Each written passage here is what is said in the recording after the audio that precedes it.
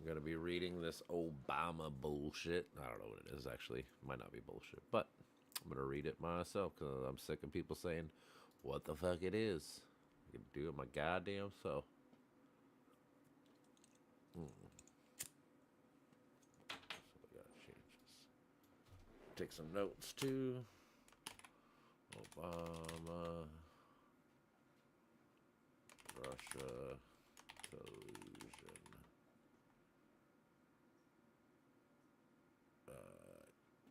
emails, I guess, or whatever. Let's see what we can get here.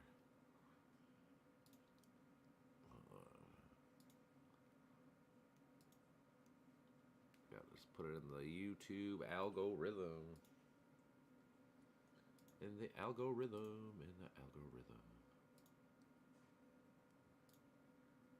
Make sure it says not free for kids.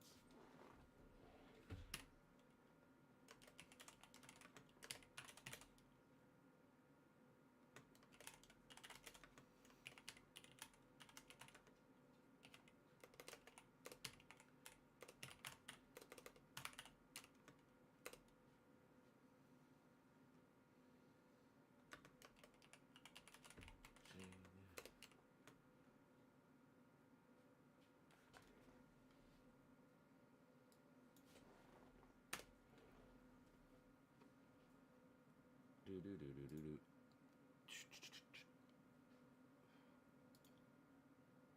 Don't we say anything stupid yet? Cool. All right. Jake Tapper. Yes.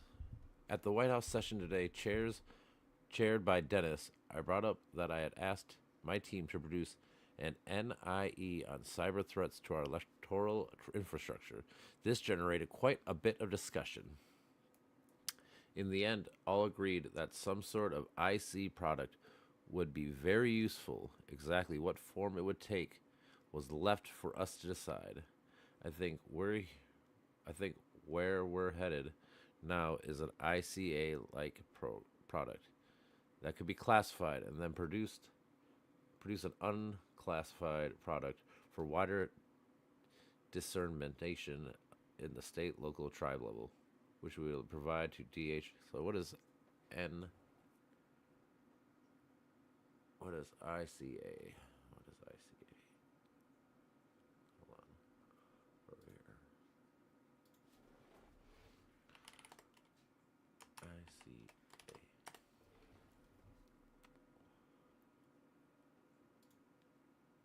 Independent Component Analyst? No. Immigration and Customs Authority? No. Maybe. I think we're headed now is an ICA like product. What does that mean? What is ICA? ICA like product.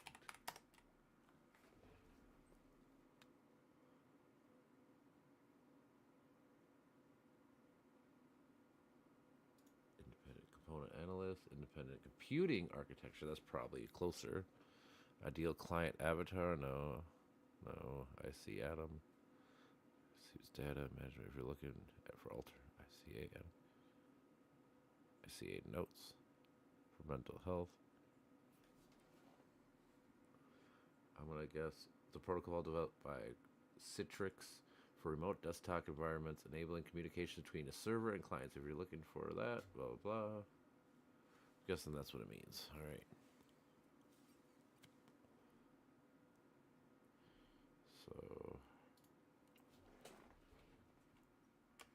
Tapper brought up ICAs, which is independent computing architecture.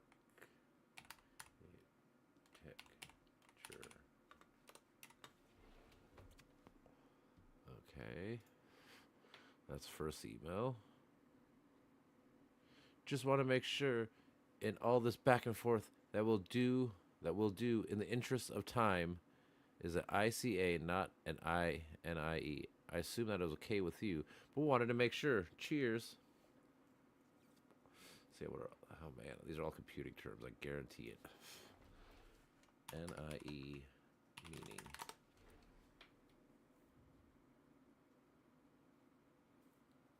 I'll put computers. I'm gonna guess it's computers. Network integration evaluation. Tests require large-scale units up to barrage in size, and when testing command and control systems, sometimes even require a division headquarters element. Okay. Director of Operational Tests and Evaluations. ICA now. What's ICA? ICA, ICA, ICA. So actually, I should write that down.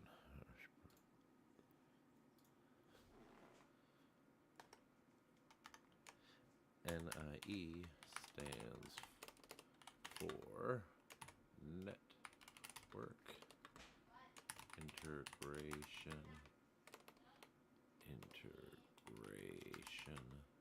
What did I say? How's that? Evaluation.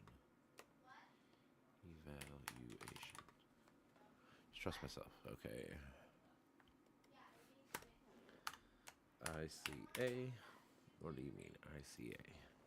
ICA. Oh shit. CA meaning computer. Oh, that's what I. Okay, that's what I just said. Oh, I already did that. What was the other one? ICE? No, okay. So ICA is Independent Computing Architecture. And the other one is Network Integration Evaluation. So he's talking about the independent computing one, not that. I assume that's okay, but I wanted to make sure. Okay. Secretary Johnson committed DHS to supporting state and local agencies' secure computer-enabling election infrastructure. The NCCIC reached out to the state and local officials responsible for election infrastructure to offer our assistance in identifying and remediating vulnerabilities. My team is analyzing cyber threats to the upcoming election, and in response to the requests from the Special Assistant to the President for Cybersecurity, Michael Daniels, briefed the NSC alongside CIA last week. The breach included a DHS expert of vulnerabilities of the system and overall risk due to cyber incident. We are working with the CIA on a PDB submission on the threat. The thrust of the analysts is that there is no indication of a Russian threat to directly manipulate the actual vote count through cyber means. However, as seen in recent media reports, any cyber activity directed against the election infrastructure is likely to have an effort on public confidence, even if the cyber operation is unsuccessful or not intended to impact the election, i.e., theft of BII or PII from a voter registration database. Like, I'm pretty sure this is the shit that they're losing their mind. It says there's none. So let's see here.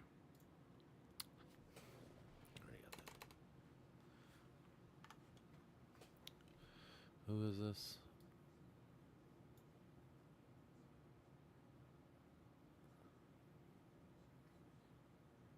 This is August 31st email.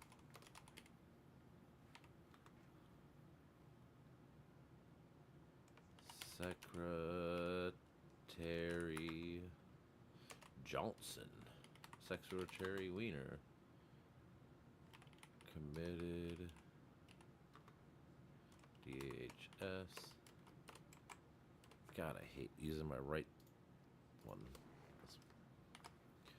DHS to support local elections from interference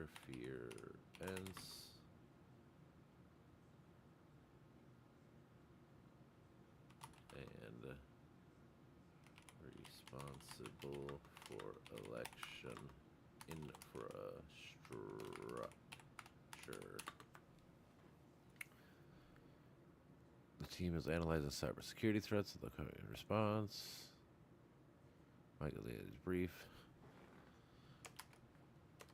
Michael Daniels, President of Cybersecurity.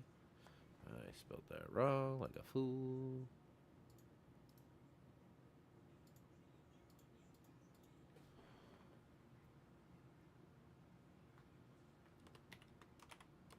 Briefed the CIA and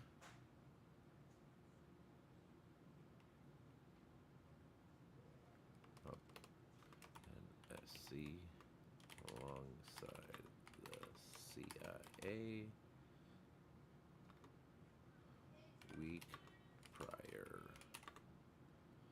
The brief DH expert on vulnerabilities of the system, overall risk due to cybersecurity.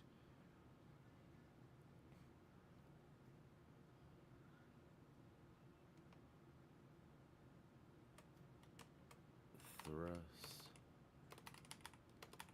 of analyst. This analyst is that there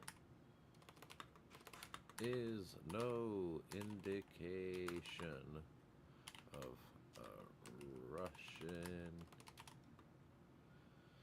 threat directly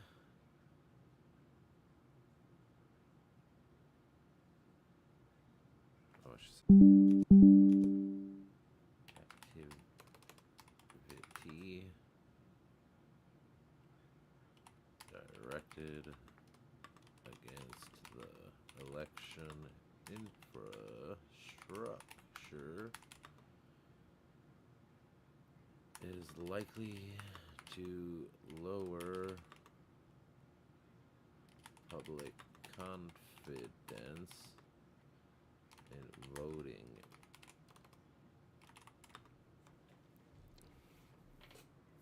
All right.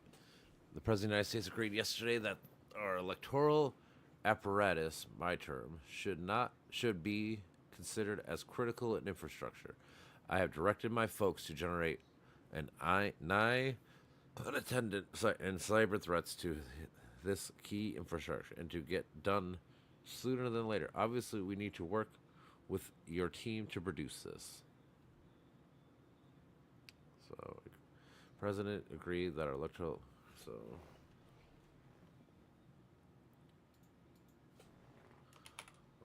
Obama agreed that any attack on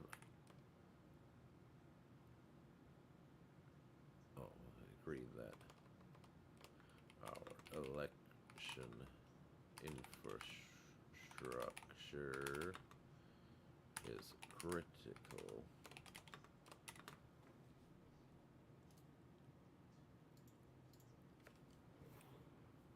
I've directed my folks to generate NIA, so network integration evaluation on attendant cyber threats to his key infrastructure and to get done sooner.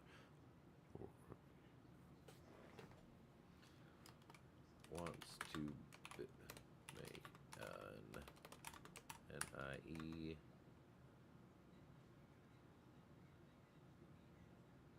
for elections sooner than later. Okay.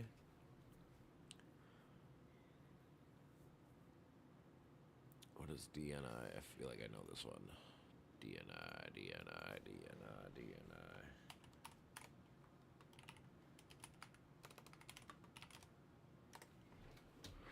Digital network intelligence.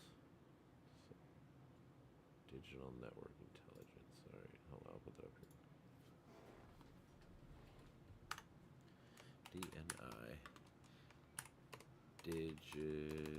Digital network. Oh, that didn't have digital network, but intelligence. Intelligence.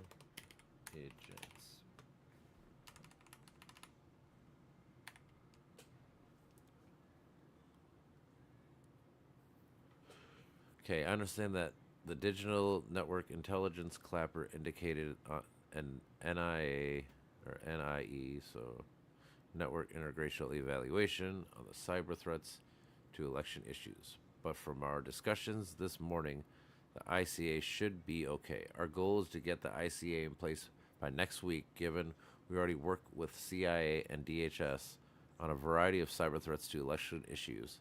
Blank is the PO, person of color. What is that? No, that can't be. Person of, I don't know. POC. Not not like that.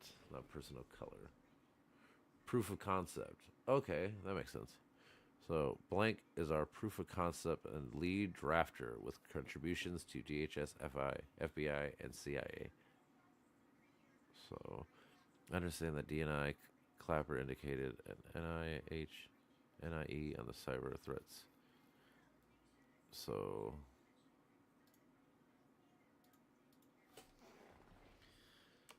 Taver recommended doing NIE, but the government thought ICA. Oh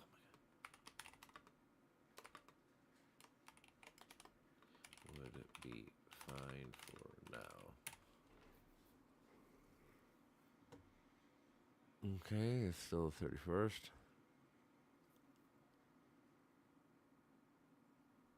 By the way, I'd like to schedule another meeting with you and your team. Maybe do another town hall. Sorry, comments embedded, said Jimmy. Director Clapper. I'm sending this a bit early as I'm off to McAllen, Texas for a border review. Here are some issues that I wanted to update. Interested in your impression. Oh, Jesus, a long one. All right. It's still 31st, but this is later. About this. Okay. Last Friday, our ICITE team, including representatives from ODNI, reviewed and approved our proposal for a two-phase approach to move forward with ICITE integration. Phase 1, replicate the ICITE. What is that? God, that's why I hate computer shit.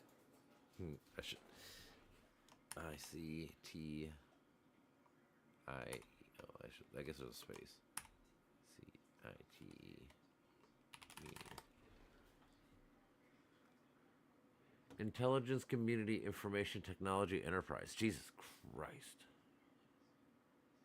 Such long fucking strange names. Okay. So Intelligence Community Technology. All right. So the technology team, blah, blah, blah, replicating the existing sharing data agreements using a community of interest models. Phase 2, move to a policy-based access model. We're reviewing our requirements with our ICITE service provider and plan to initially leverage our base out our phase 1 schedule on the ongoing pilot work and the Wayward Skies NCTC and NCSC extended to other existing agreements. And we have the CIA and the NSA. Phase 2 requirements are being worked in parallel between DHS and our policies and strategy missions and the CIO teams. Our next update will take place at the ICCIO Council we are hosting at DHS headquarters on September 6th.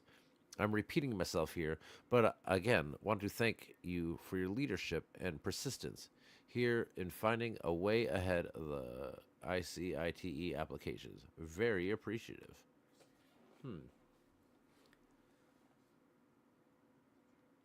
God, it's just a lot of fucking tech lingo. I mean, that's really all it is. Replicate. Okay. Blah, blah, blah. Reviewed our proposal for a two-phase approach to move forward. Replicate the current one, existing shares, copy all the shit, basically. Move to a policy base. So,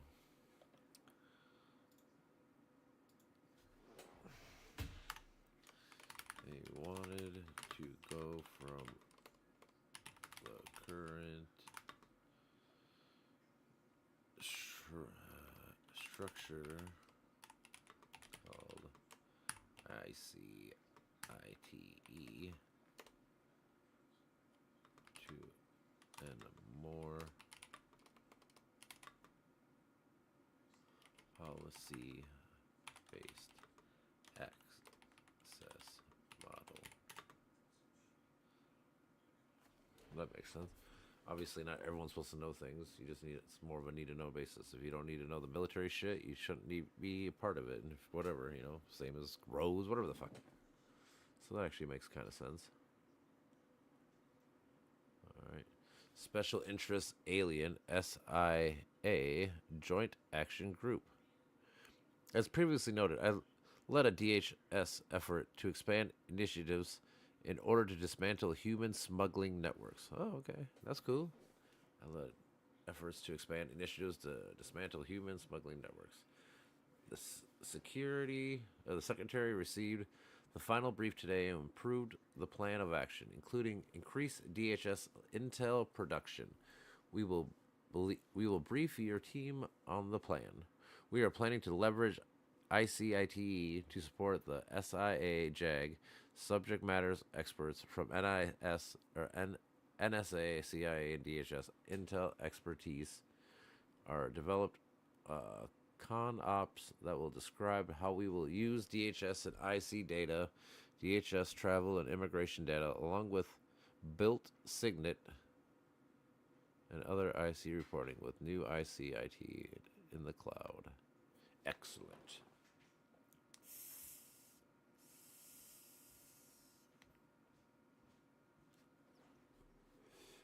We are examining our current human net collection against this problem set, and we will require ODNI assistance in expanding the humanet collection is key human smuggling transit countries. As present, we do not have immediate additional intelligence requirements from the SIA JAG effects. Let me know what you need from us. Bulk screening social media updates. The department moves towards centralized bulk screening capabilities for social media is a novel, fluid challenge. Since December, we've conducted a number of pilots to test capabilities and develop a process for social media screening. See, like, this is stuff that could be, if you want to argue something bad, this could be what's bad. Screening people for their shit. Like, some people just say unhinged things. So that's actually bad. I mean, I wouldn't necessarily agree with that. I mean, unless you're using it for, like, you think this person's an actual threat, I suppose. I mean, like, it's like a lot of things. It has good, it has bad. It's just a tool. Depends on who and how it's being used.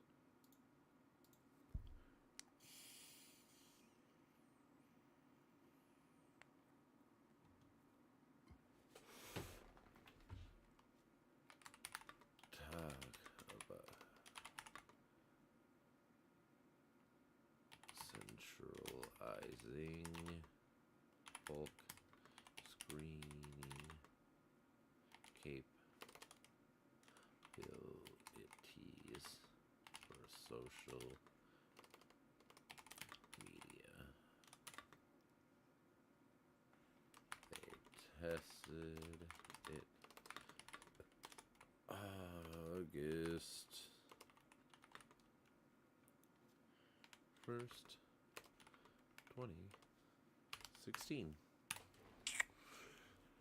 Our intention was to have the initial capabilities in place by August 1st. Okay, however, congressional feedback required us to rethink our funding strategy.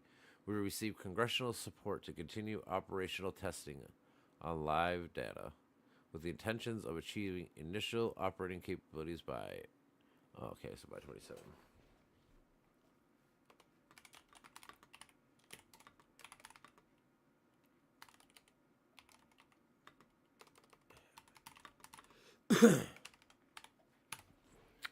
Okay. Our immediate operational imperatives are Syrian refugees, followed by electronic systems for traveling authorities a visa waiver program application. Ooh, they did not like.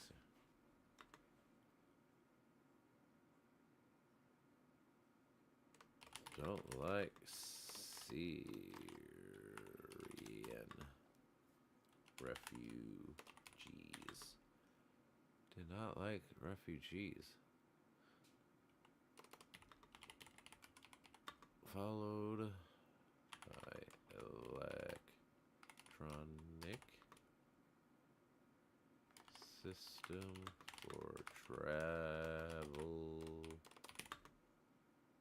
authorization.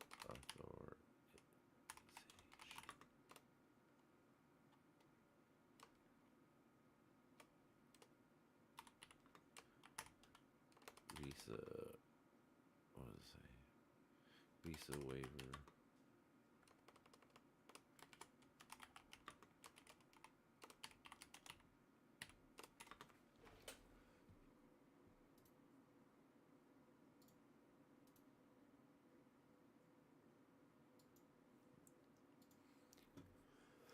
We are developing a longer term funding strategy using fee funds and still intend to house this capabilities at the CBP. I will keep you updated as we make progress. Secretary Johnson committed DHS to support state and local agencies secure computer enabling election infrastructure. The NCCIC reached out to state and local officials responsible for election infrastructure to offer our assistance in identifying and remediating vulnerabilities. My team is analyzing. Let me just read this kind of. My team is analyzing cyber threats from upcoming election in response to requests from the Special Assistant to the President for Cybersecurity, Michael Daniels, brief. I already read this thing. The thrust of the analyst is that there is no indication of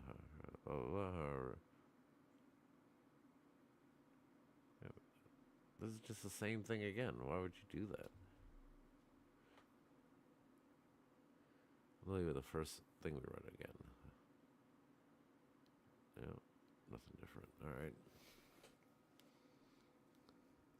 Our 2015-16 internship program is winding down. Last year, we implemented a structured internship program to meet a number of critical organizational objectives, serve as a pipeline for entry-level employment, and assist in diversifying our workforce, and developed well-rounded INA intelligence professionals.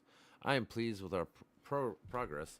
Since last year, we brought more than 30 diverse undergraduates and graduate interns from around the country. These interns worked across IA, both supporting the intelligence cycle and the mission support functions. In addition to their work, we organized lectures and field trips for them so they could better understand our various missions. Approximately 20 interns will continue into the school year. We are planning outreach events for the next month in advance of our application period in early October. We are refining and codifying the program details and intend to broaden our enrichment activities to include the IC next summer. If we can help here, we will be pleased to do so. I'd be happy to meet with you.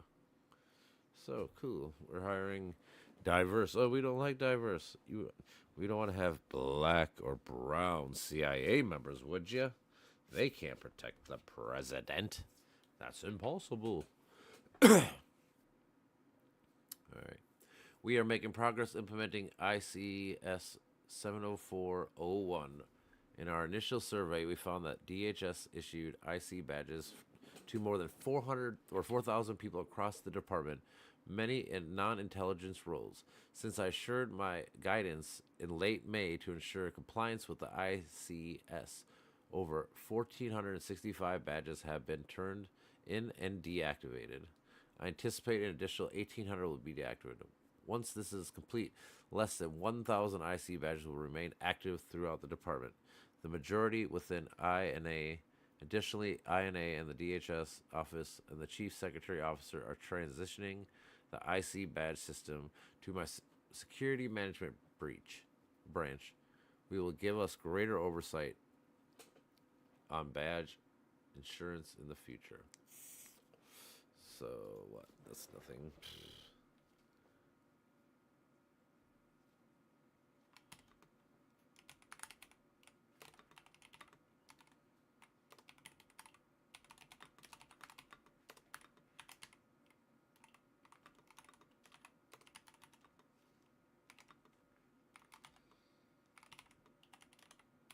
Okay, that's nothing really juicy, but okay. The DHS IRS plan was signed last Friday during the Homeland Security Intelligence Council meeting. The IRS plan lays out the steps to integrate DHS components, ISR data, and the process seamlessly, increasing interoperability and providing greater return on investment. The IRS working group, ISR working group, compromises of representatives from the DHS components will begin implementing the plan immediately. I gather that you will have done here to enhance the management of all DHS ISR resources, regardless of which opponent. Do I have that right? Question mark.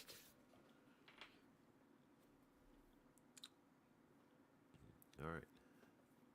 Last Friday, I met with Australian Department of Immigrations and Border Protection Deputy Secretary of Intelligence and Capability Maria Fernandez. Our discussions focus on establishing analyst-to-analyst assessment on foreign terrorist fighters, a principal action item from the June 2016 U.S. Australia Strategic Dialogue.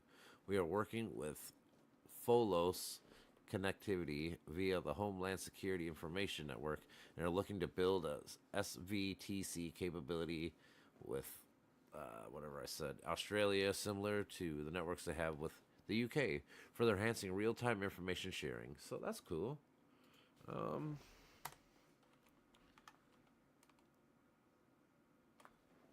Is this still the same day? Yeah, so 31st. Jeez. They met with Australian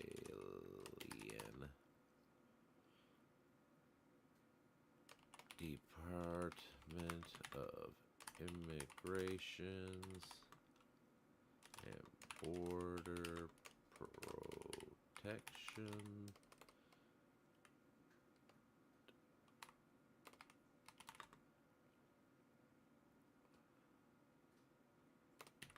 Maria Fernandez.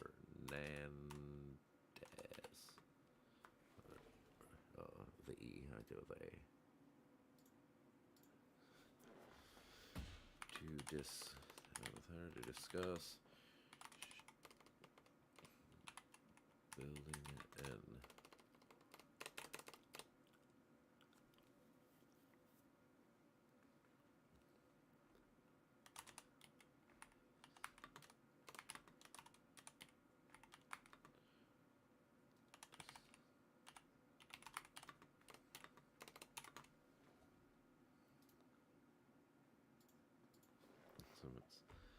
they want to share intelligence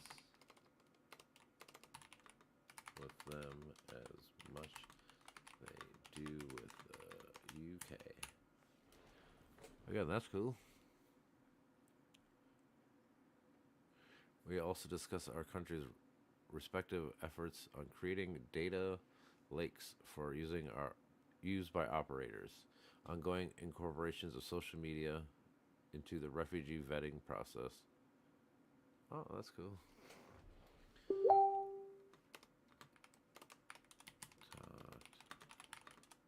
Adding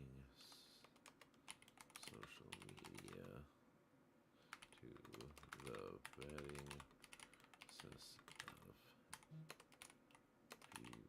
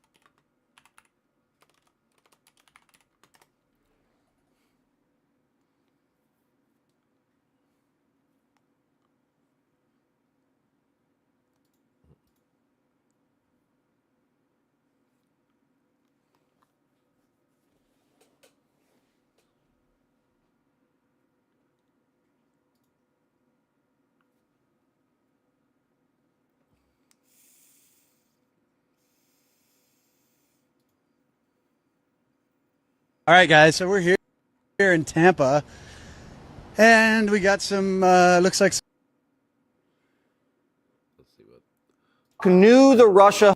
Fox News alert. We just got a peek inside Obama's black book, and it turns out Barack knew the Russia hoax was a hoax all along, but pushed it anyway to sabotage the Trump presidency.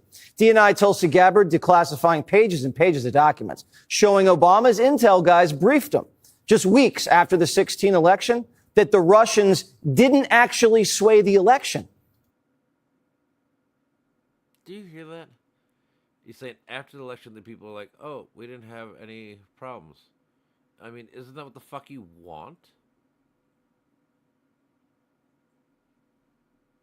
When they're saying it's a hoax, I mean, I gotta reread some more than the fucking Mueller report. But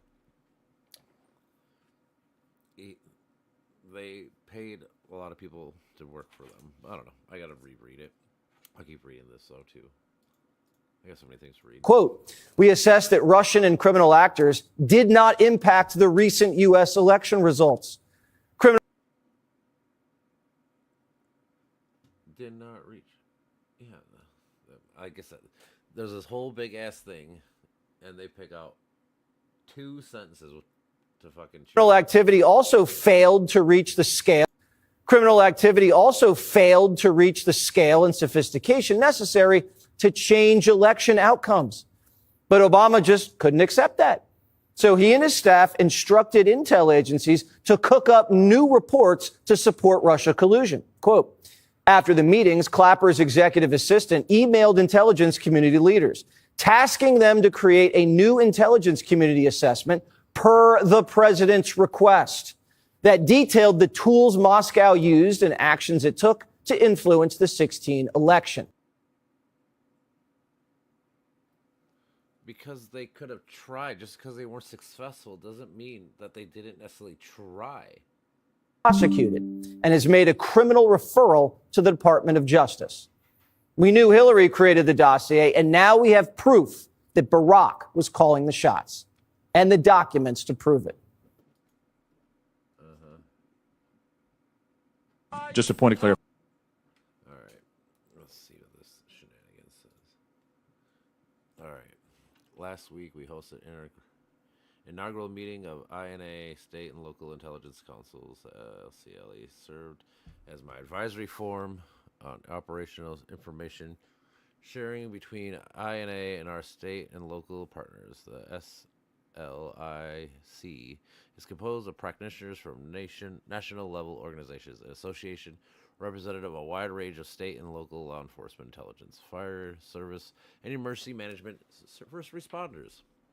We solicit feedback on how INA can get their engagement in our intelligence activities and ensure our production meets their requirements. We also discuss how we can better contribute to our reporting efforts. I will give full recap of the discussion, feedback, and recommendations. Okay, so this is two.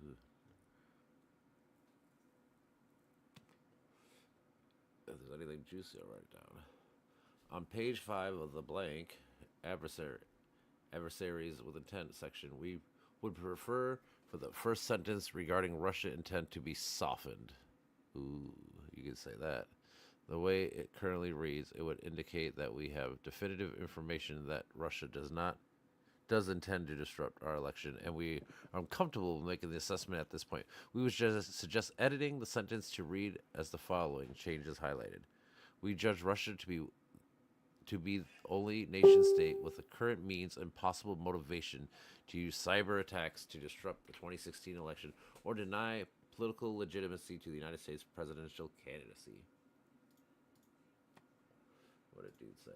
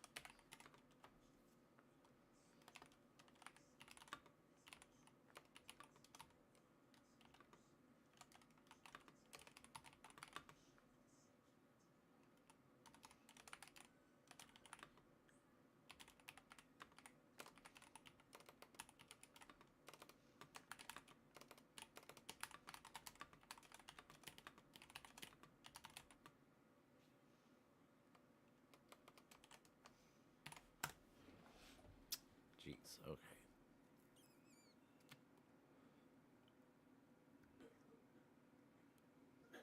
So, what is this?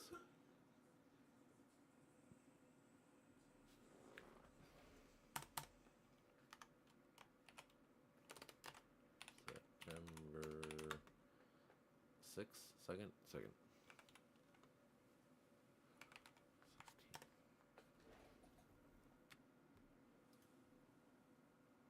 16.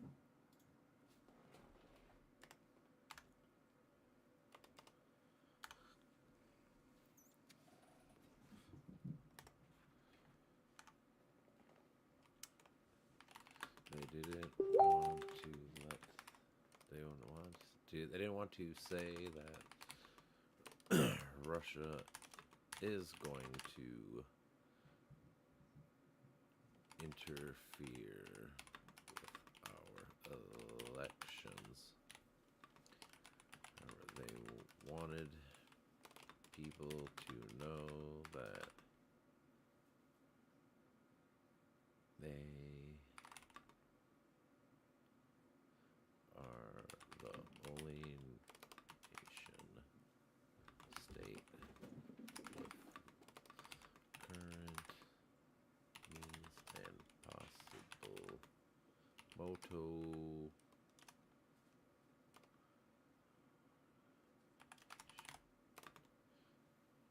use cyber security.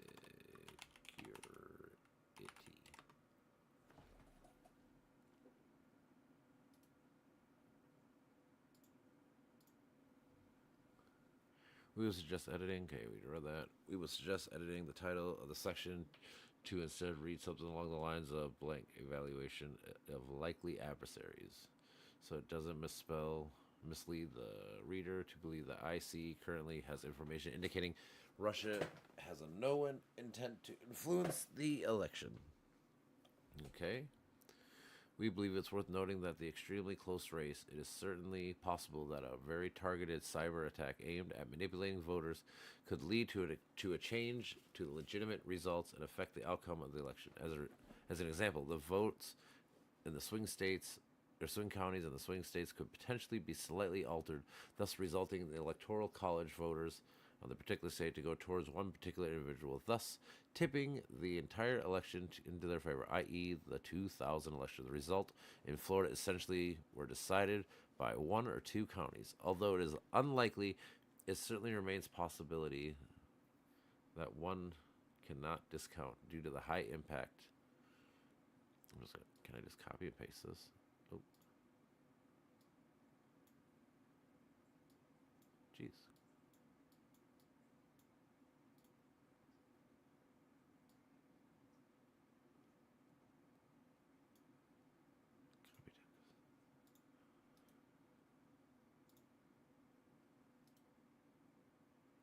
What?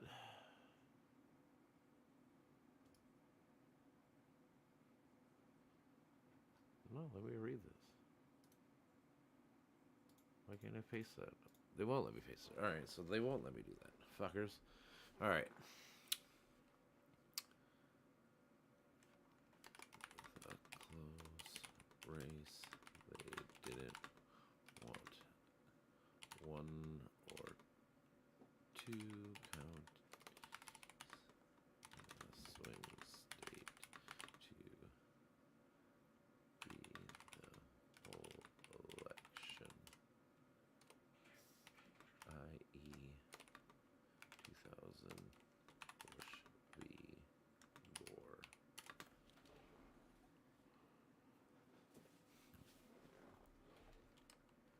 Even though it's unlikely, they still need to plan for any event to happen.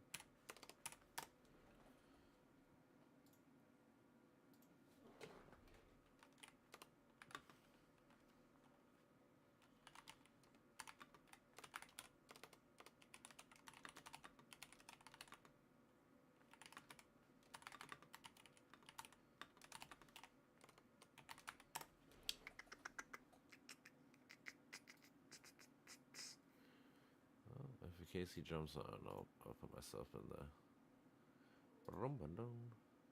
Ow, baby! I know you want my love, but jeez, you can just come up here like baby does and just lay down nicely. You just want to just scratch my little tummy always. I always want to be scratching my tummy. Give me. Yeah.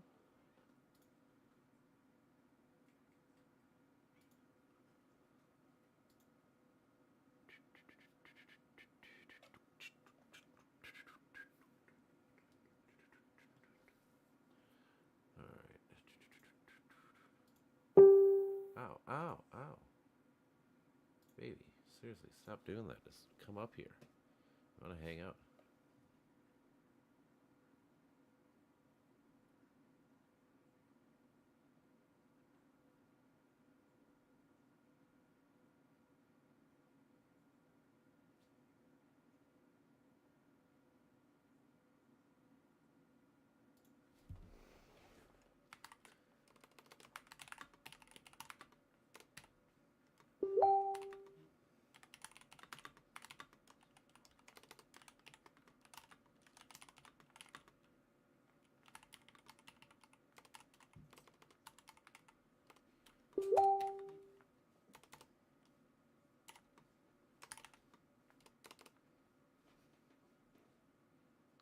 Like he keeps saying go to the courts. They couldn't. They gave him fucking that.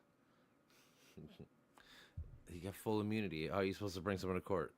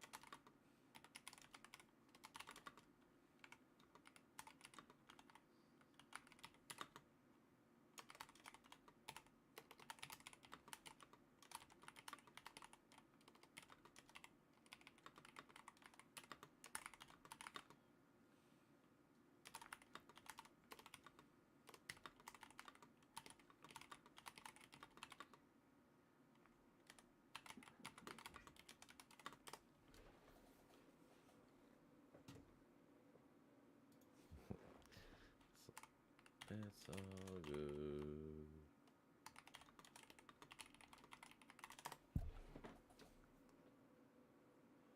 Oh man, this guy keeps acting like we didn't go to court for Trump's fucking documents in January 6th. Well, it's because he got fucking immunity, guys. Jesus, it's not that hard to fucking process, man. He was gonna go to jail. He's guilty as fuck. But he went to the fucking Supreme Court and cried like a little bitch and goes, I'm a president. I can't go to jail. I'm gonna get full immunity. Full immunity. I'm above the law. I'm above the law. Jesus. And the guy, we will never know. I'm not saying it was legal or ethical. It's just that guilt still has to be proven in court, not assumed online. Immunity requests aren't new. Yes, they are. Who?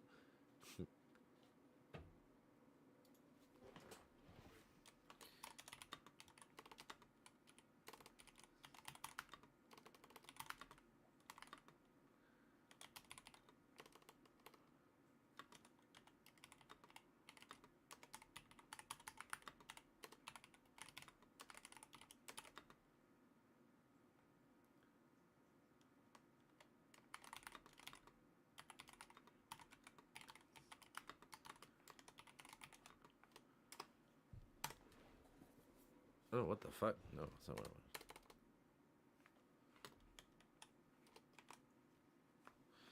God, I didn't want to put. Why is it doing that?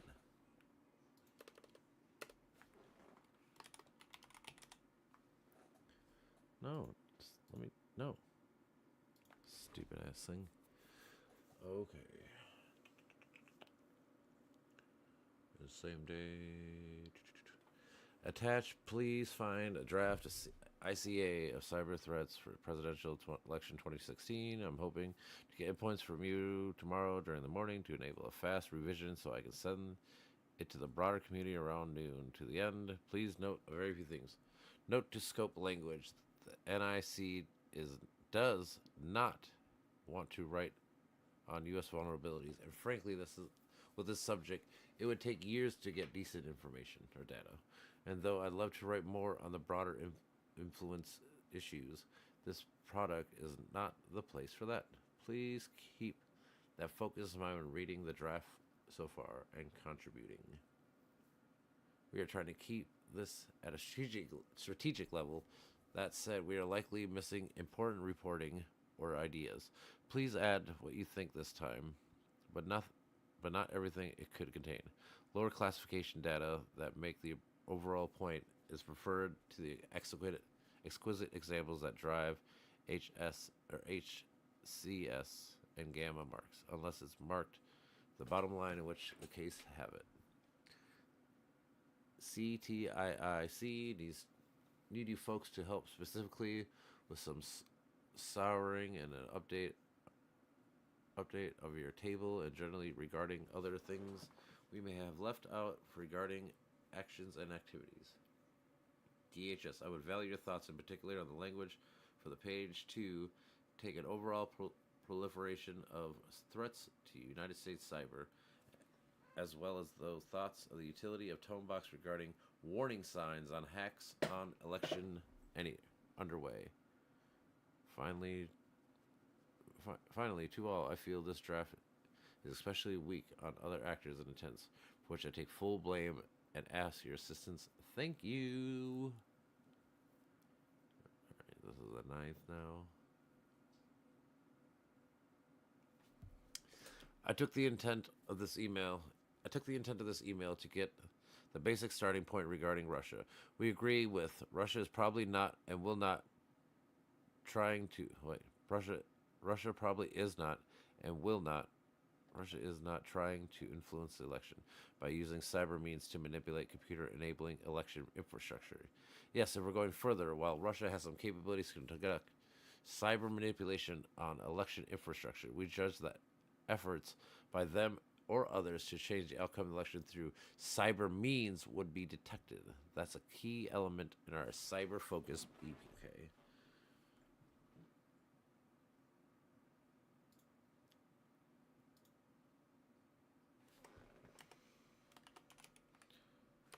September 9th, 2016. Russia probably is not trying to influence the election by using cyber means. Yes, we're all Russia.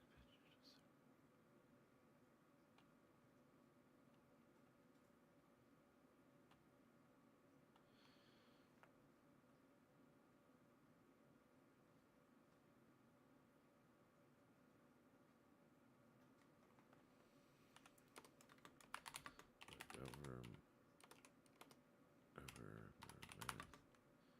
thinks that if they did try to influence the election, they would be able to detect it. We assess that foreign adversaries, notably Russia, are more likely to focus their cyber operations on undermining credibility and public confidence. How Russia could manipulate the election would be through undermining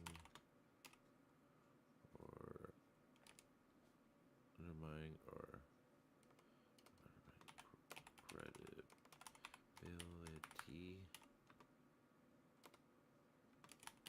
public confidence.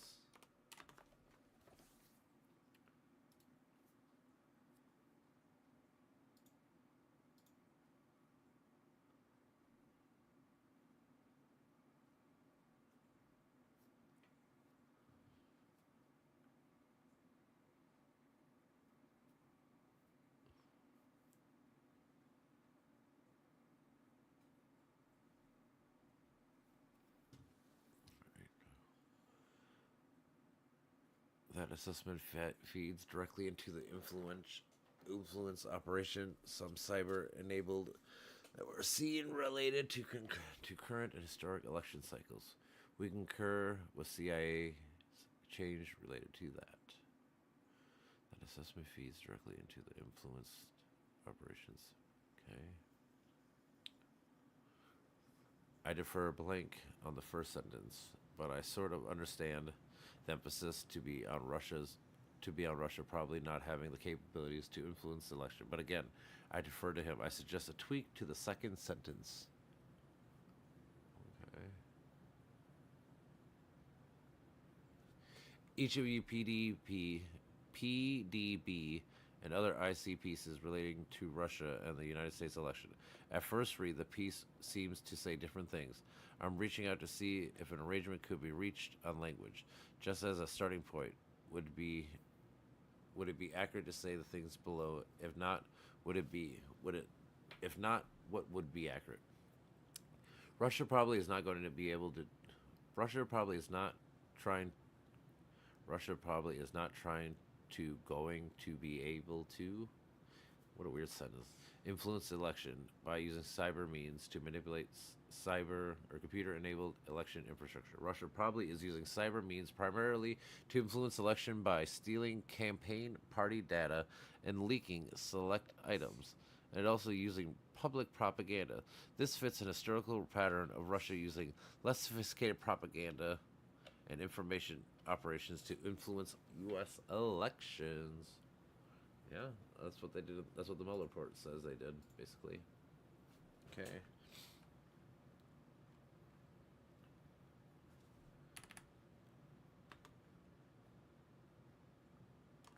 Russia probably is using cyber security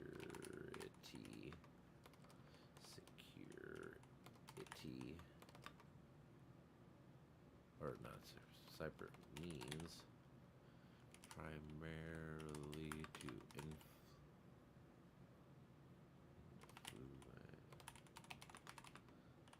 election by stealing campaign party data and leaking select items, and it is also using public propaganda similar to what they have done and used the U.S. before and other countries.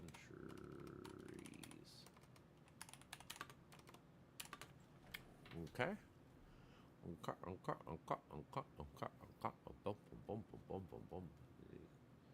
Trying to answer me back about some stupid ass fucking dumbass shit. January, is that illegal? Yeah, it is. If anybody else does it, would that be legal? Espionage. Microsoft.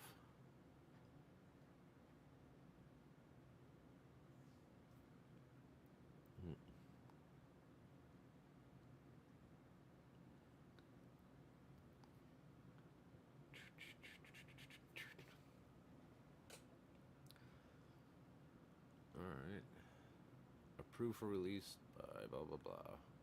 Cyber threats to the United States in 2016 presidential election.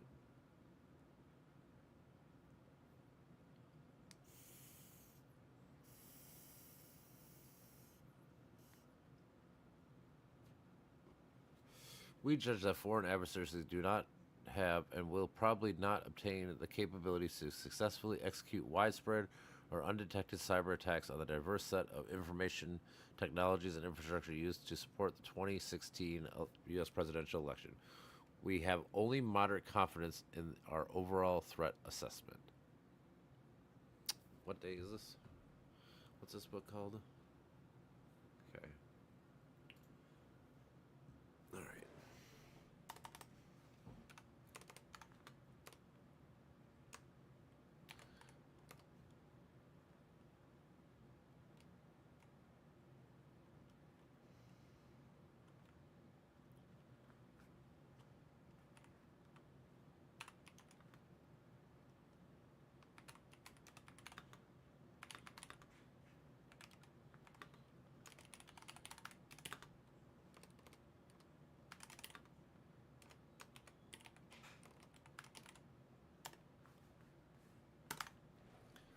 All right. September 2016. Is that Mama Cat? Nice, Mama Cat. I love you. Great, Mama Cat. Yes, you good, Mama Cat. You good baby cat. You baby cat. You cute baby cat. You cute baby cat.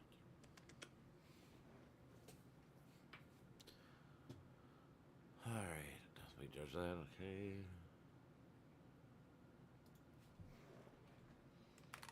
Only have moderate confidence in our overall threat assessment.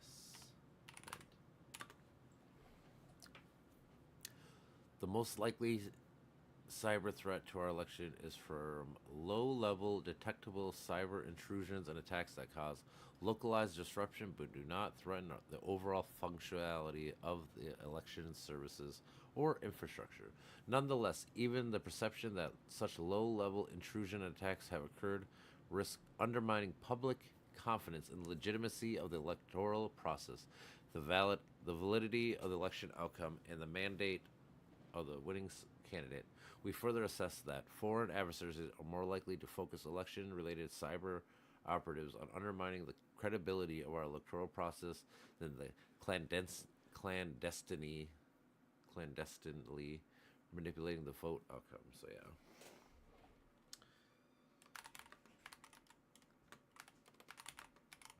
Under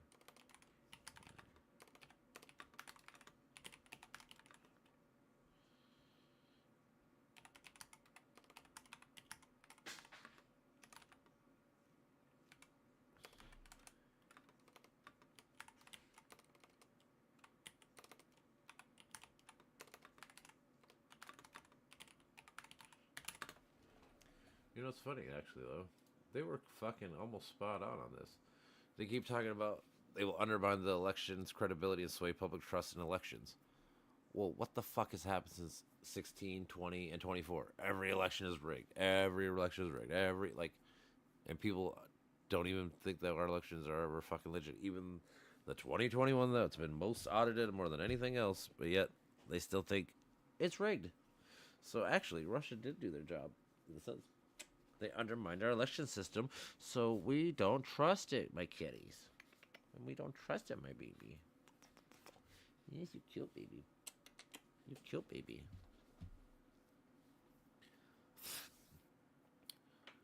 We judge that Russia, China, Iran, North Korea can execute a variety of disruptive cyber attacks, including data corruption, distributed denial of services, and even data modification on some election infrastructures.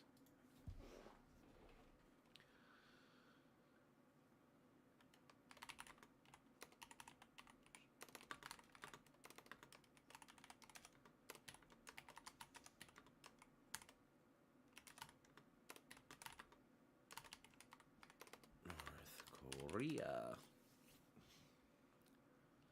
can execute a variety of disruptive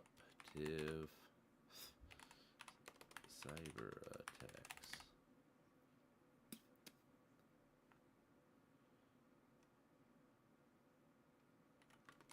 including data corruption,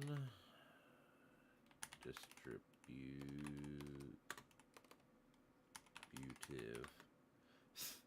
denial of services,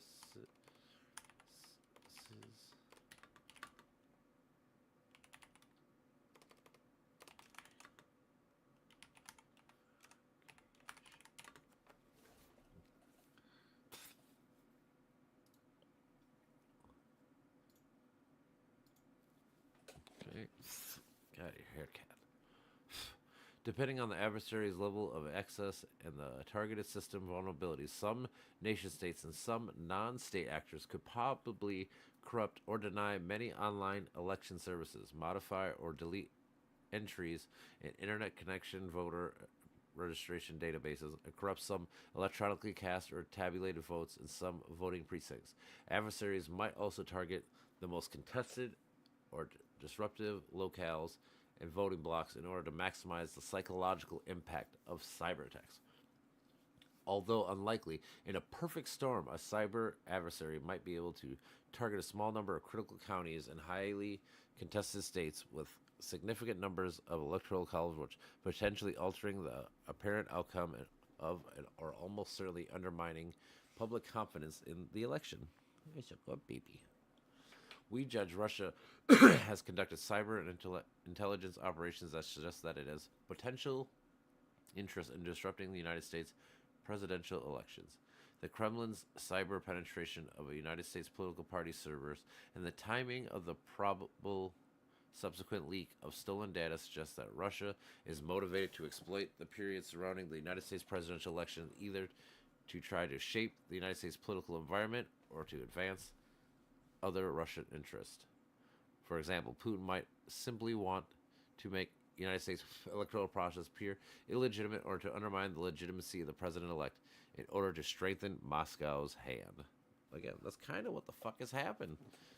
They kind of, as much as they fucking want to talk shit about this is kind of what happened. They've undermined it.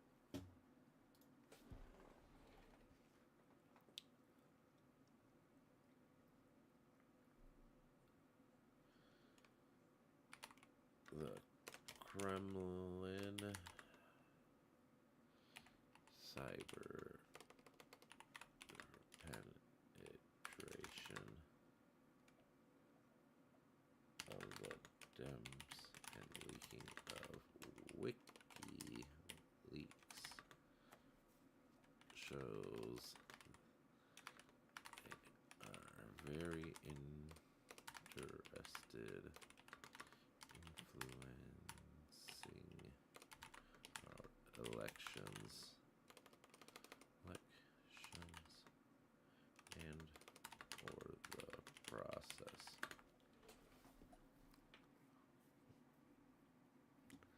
We judge that although it has the means to do so, China is unlikely to publicly release any material that it might have collected from campaigns or candidates, and that it will probably not attempt to influence the outcome of this presidential election via cyber means. We make this judgment with low confidence.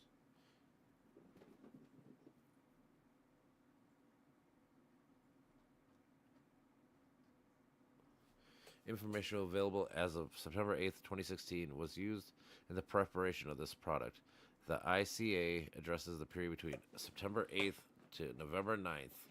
The judgments might be revised during the time frame if our understanding of adversaries' capabilities and intentions significantly change. The ICA assesses the threat from the likely objective of cyber attacks conducted by foreign states and non-foreign actors against the United States 2016 presidential election. This paper does not provide the comprehensive overview of all cyber-enabled efforts to influence U.S. or foreign voters' perceptions. By influence, we mean an attempt to shift perception of a target group, sow doubt, sow doubt, or lost trust in targeted social or political situation, or an effort to change in behavior or actions of a target group. I guess this is pretty fucking spot on when they actually talking about this shit. Like, this shit is what happened. My God, it's crazy. The cybersecurity of the IT systems used in 2016 presidential election will be the best comparable to the security of federal government IT systems. No responsible entity will make any significant change that affects the connectivity of our domestic internet infrastructure and the global internet. U.S. policies regarding responses to cyber attacks will not significantly change. Estimates of likelihood convey judgment about the probability of developments or events. Confidence levels provided assessment on the quality and quantity of source information. NXD, estimative language, elaborates on these terms. We have moderate confidence in all judgments except as otherwise noted. We have no indication that foreign adversaries are planning to manipulate or sabotage computer-enabled U.S. election infrastructure. We assess that foreign adversaries, most notably Russia, probably expect cyber operations against United States infrastructure to be more effective in undermining the legitimacy of our process and winning the candidate than to covertly manipulating the vote outcome. Although many adversaries are capable of detectable disruptive cyber attacks against computer-enabled U.S. election infrastructure, it is most likely beyond the means of our adversaries to use cyber attacks to affect the covert and widespread shift of the recorded votes to decisively favor a particular candidate in the 2016 presidential election. This is not because adversaries lack considerable capabilities, but because the United States electoral process is highly decentralized, procedurally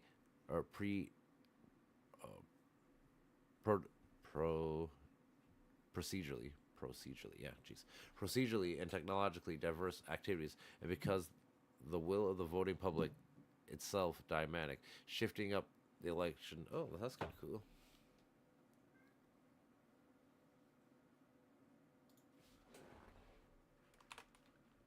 Because every state runs its own elections makes it very hard to be able to hack them all. That's pretty cool.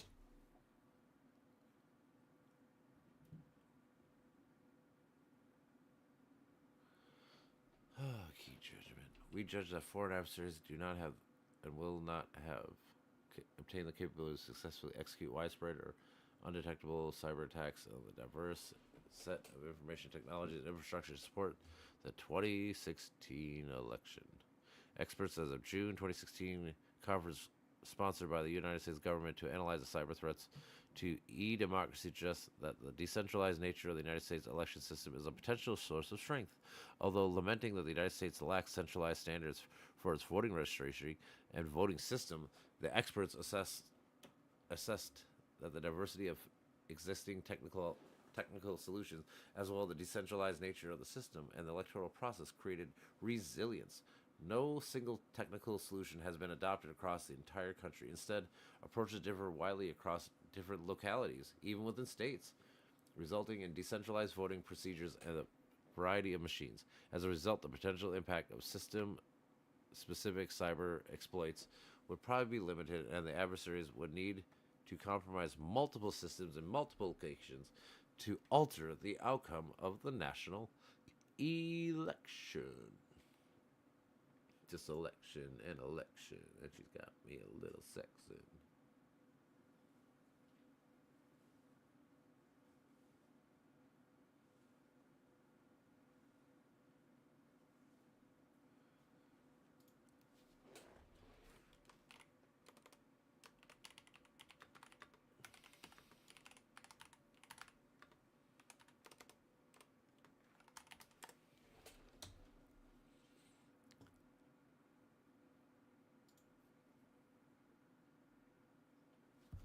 These experts further conclude that the data from legitimate elections generally exist exhibits statistical characteristics that can be measured against the other elections, enabling detection of fraud in the weeks following the election. Anomalous voting behaviors is not always an indicator of fraud, and hiding some signatures of fraud is possible if the fraudster is aware of the signatures in question. However, experts believe that it would be difficult to conceal a full range of anomalies that a large scale of manipulation of voters would generate. Cyber operations against electronic voting machines, particularly those that do not provide paper record of individual voters for auditing purposes, would be the most effective way to manipulate the vote without being detected. According to research by academics and industry experts, these systems are usually not connected directly to the internet. However, to affect them would require physical access, supply chain compromise, and yeah, that makes no sense. System diversity and existing safeguards would likely to prevent undetected manipulation of election results, according to DHS. However, the multiple technical pathways exist to undermine public confidence in the electoral process. These include manipulation of voters' eligibility lists, exploration of electronic voting machines, the lack voting verified paper audit trails, and a compromise of electronic night reporting systems. Oh, I gotta collect my game shit. And I gotta see if my baby boo is still sleeping. Is she still sleeping?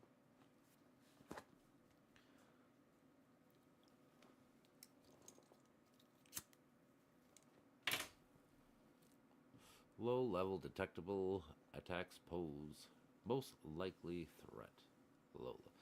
The most likely cyber threats to the election is from low-level detectable cyber intrusions and attacks that cause localized disruption but do not threaten the overall functionality of the election services or infrastructure. Nonetheless, even the perception that such low-level intrusions and attacks have occurred risk undermining public confidence in the legitimacy of the electoral process, the validity of the election's outcome, and the mandate of the winning candidates. We further assess that foreign adversaries are more likely to focus election-related cyber operations on undermining the credibility of the electoral process than the clandestinely manipulating the vote outcome through cyber means. Cyber. I get me a lighter. I might like her if I fucking fight her.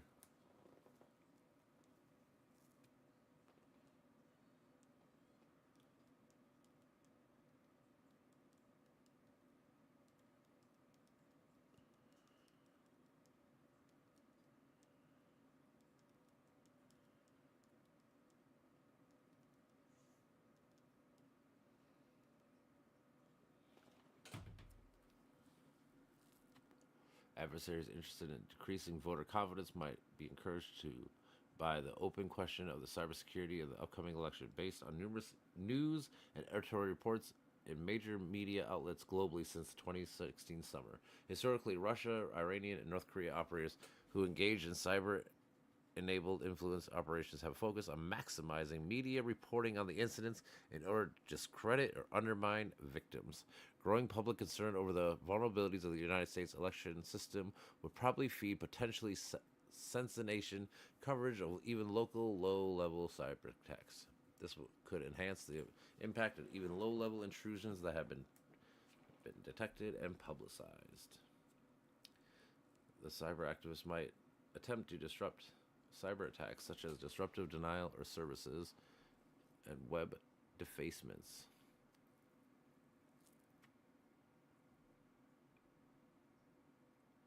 We judge that even though linkage to any plan or intent to disrupt the election, criminals will continue to use cyber means to steal voter registration data, given previous operations targeting bulk personal identifiable information.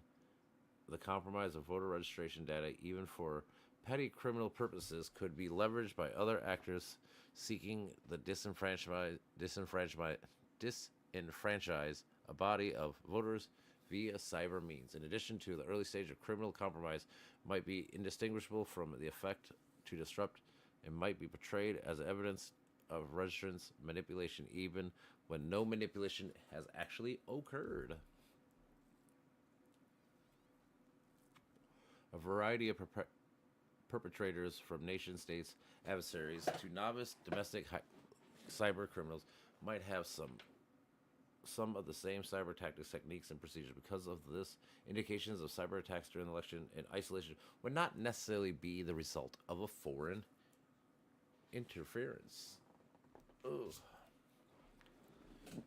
We judge that Russia, China, Iran, and North Korea can execute a variety of disruptive cyber plans, including data corruption, distributed denial services, and even data modification in some election infrastructure. We further assess that almost all current and potential cyber adversaries, nations, criminal groups, terrorists, and other individual hackers, now have a range of capabilities to exploit and, in some cases, attack unclassified, access-controlled United States and allied information system via remote penetration from the internet. We have a high confidence in our judgment based on the body of report that reveals adversaries' abilities to penetrate and manipulate a wide variety of United States systems.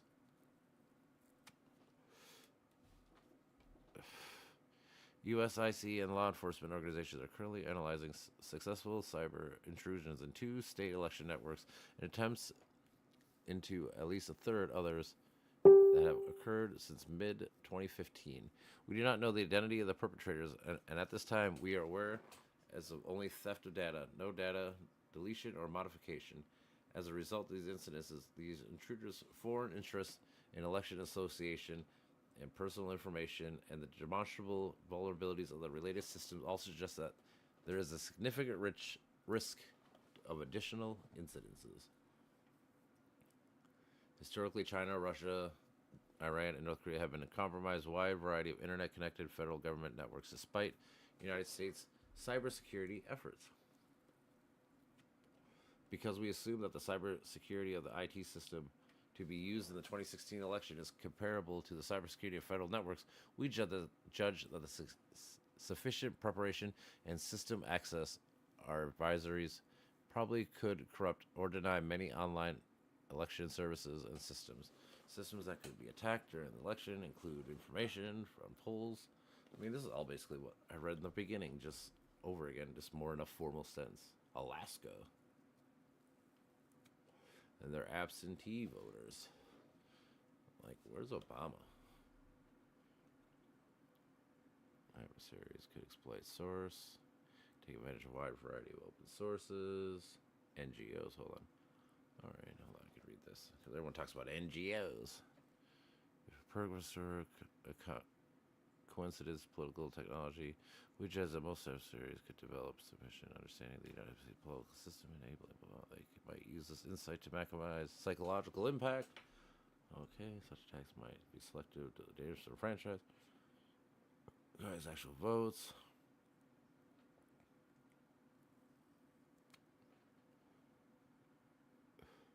Adversaries could take advantage of the wide variety of open source information on emerging swing districts, county votes, equipments, and other targeted details provided by news companies, voting right organizations, and the other non-governmental organizations, NGOs. For example, the United States News website reported in September 2016 that voters in 4 competitive states will cast ballots on electoral magazines that leave no paper trail, and further noted that potential trouble spotted include Pennsylvania, where the vast majority of counties still use ATM-style touchscreen videos machines without paper backup, began demanding more than a decade ago. Okay.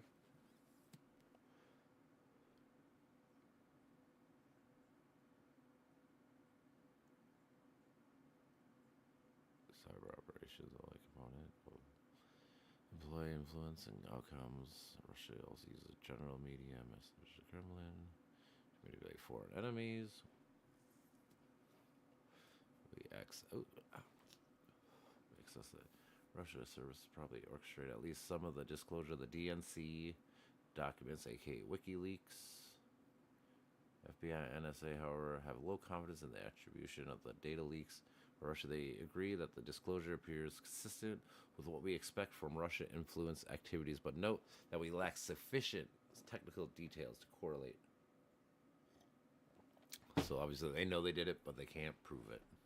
It's like I'm talking to do. We know this thing's happening with fucking Trump, but you're going to keep arguing saying it's not. I completely agree that no one should be above the law. Accountability matters, regardless of political side. That said, the concept of presidential or executive immunity isn't entirely new.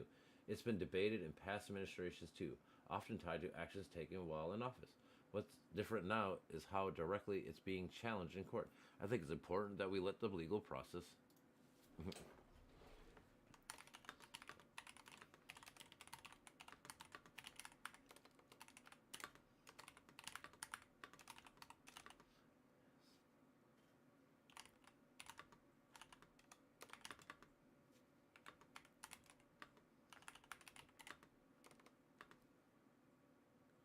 Attitude here's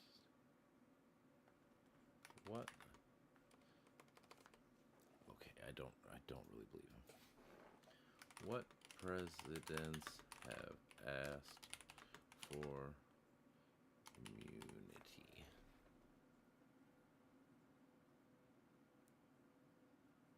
No.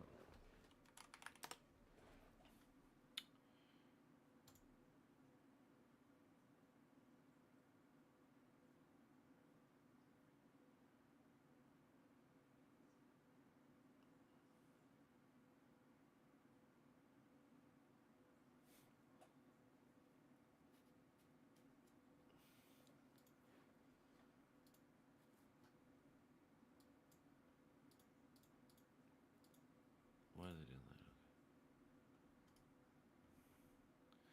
Is the concept that a sitting president of the United States has both civil and criminal immunities for their official acts. Neither civil nor criminal immunity is explicitly granted by the Constitution or any federal statute. However, the Supreme Court of the United States, with Trump, of course, that all presidents have absolute criminal immunity for official acts under the core constitutional powers, presumptive immunity for others, and no immunity for unofficial acts. The court made this decision after, right? Previously, the Supreme Court had found that Nixon versus Fitzgerald that the president had absolute criminal or civil immunities. Yep.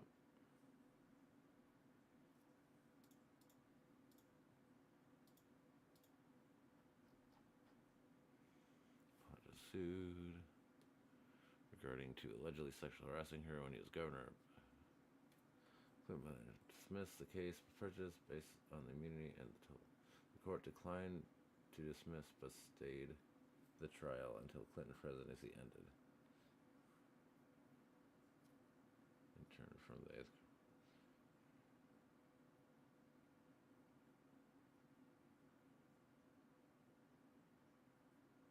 The Supreme Court in turn affirmed that the Eighth Circuit holding that presidential immunity generally does not extend to lawsuits over matters that predate the president taking office.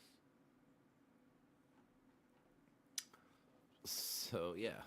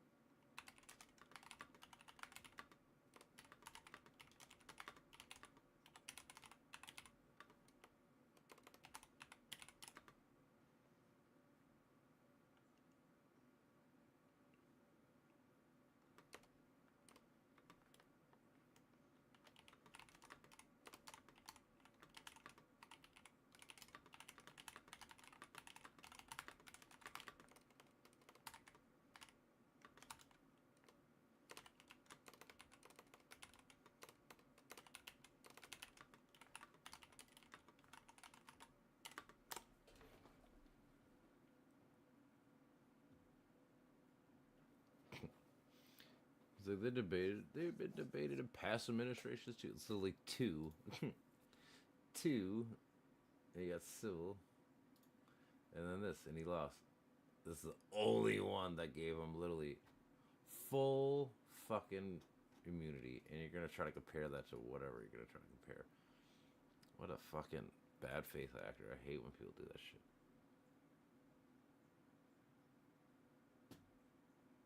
So stupid. Trump moved to dismiss the indictments based on presidential arguing that.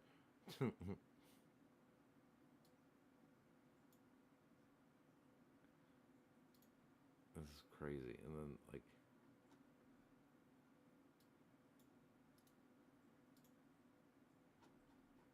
man, I can't read all these things are hundreds of pages long, and they want me to fucking read everything because nobody else will read it. Chief Justice Roberts, what a fucking loser. Opinion piece. This is why he gets full pardon or full immunity. What a fucking loser. Can't believe it. And then I got knuckleheads here trying to. It's always been kind of around. People have been debating this for fucking ever. No, they haven't. This is a fucking new concept, brand fucking new. 22, 23 was when it happened. China indication plan.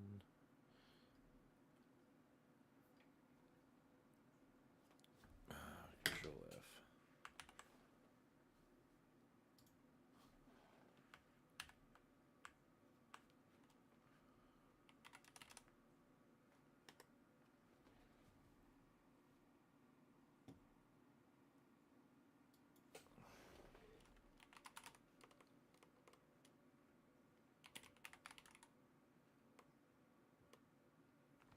I don't know. I can't.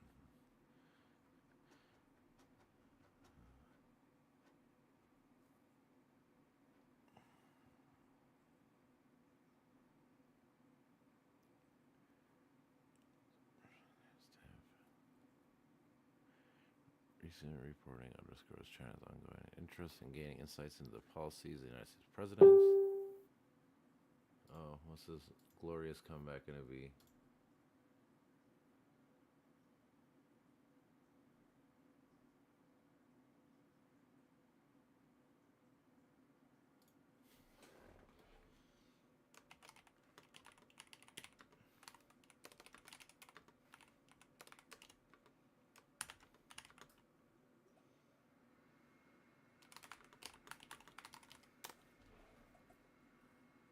Do-do-do-do-do.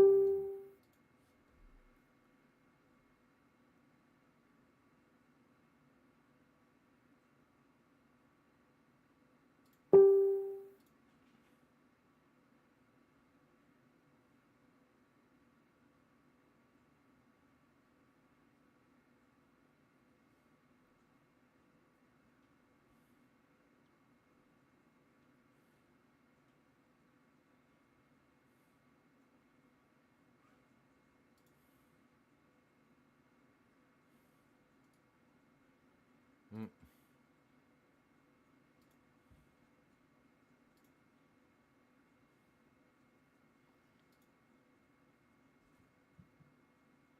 Ooh, David's girlfriend wants some money. No, I don't.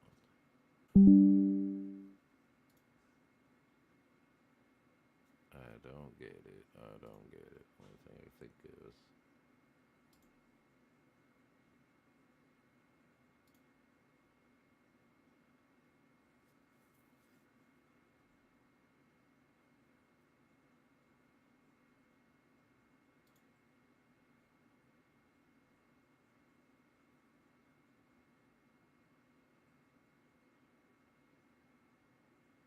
What can. What?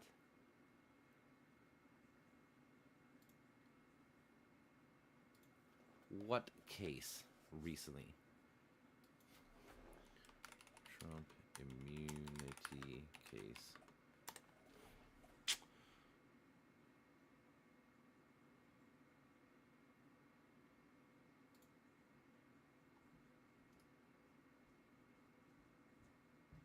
What's recent? 20.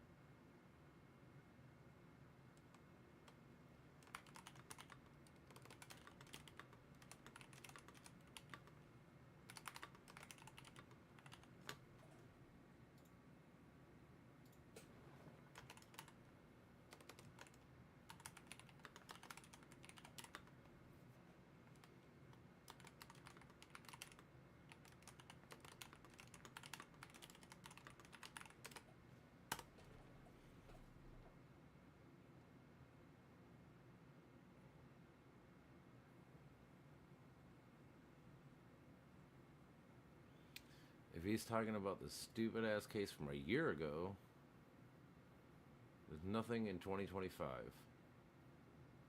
It's all 24. So over a year ago. So nothing's changed since the one case that gave him all these rules. You're fucking lying. Unless you can show me some. Because I can't find nothing from anything older or newer than fucking this last year. What's this? Casa, where he won that case with the fucking criminal immunity.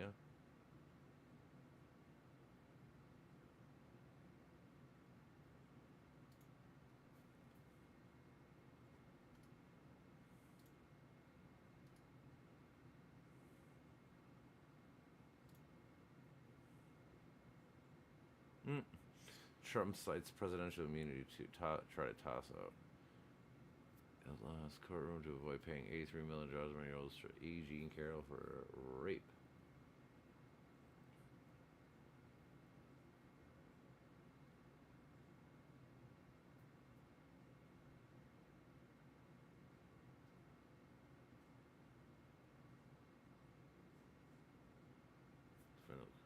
Carroll finding damage or reputation with false statements when he publicized during his first published book accusing Trump of having raped her. Dr. Never met her and said the book should be sold as fiction, appearing. Like, is this your fucking case? They said no to him having to pay somebody because presidential immunity? Like, this is so peons if that's what you're fucking go for.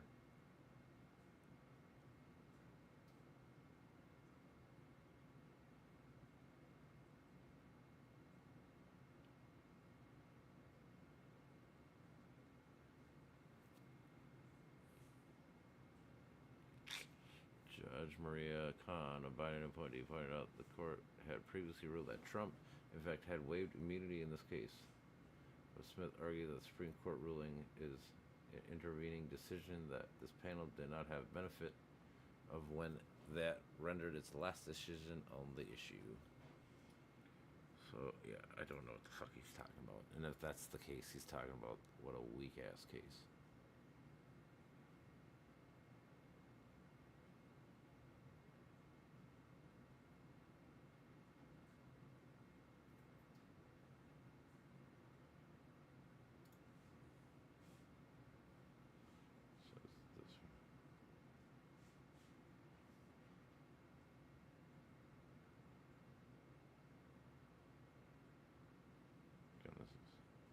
Should save him $83 million.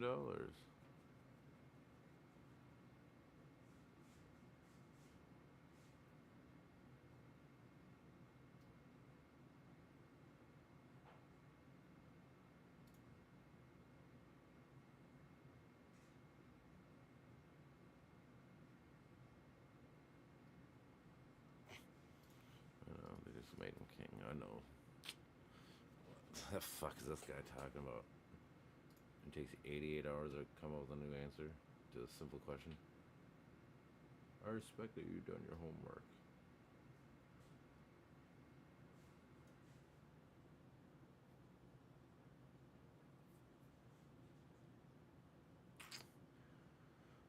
Yeah, I do more homework than you, bro.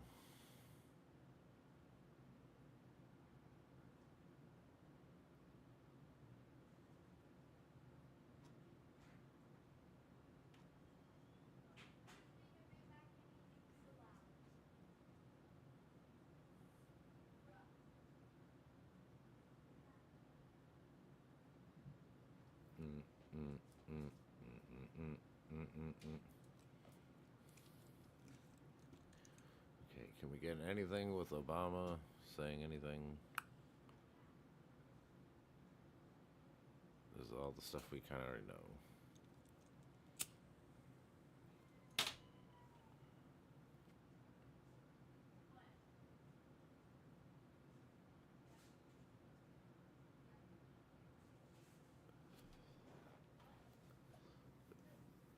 Stuff. All right. Assess the theft.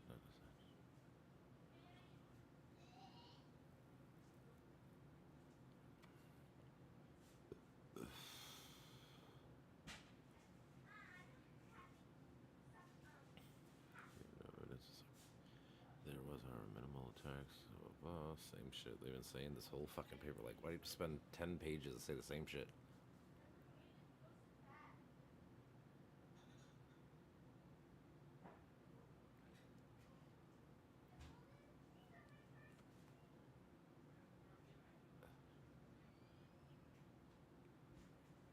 See, mostly blah blah.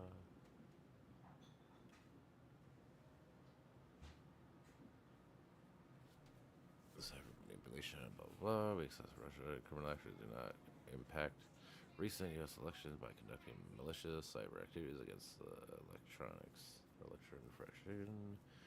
Possible Russian government affiliated cyber attacks, extracted voter database, mostly containing names and votes or addresses.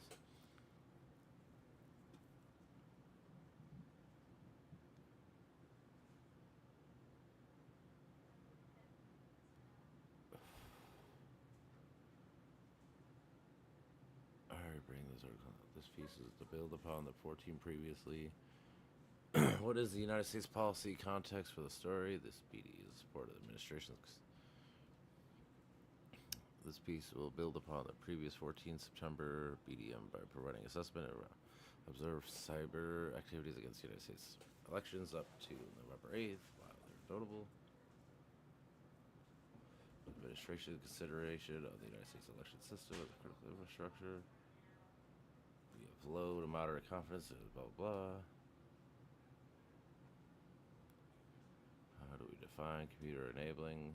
Kind of checks and abundances. What redundancies are built into the election system to prevent accidental blah blah blah.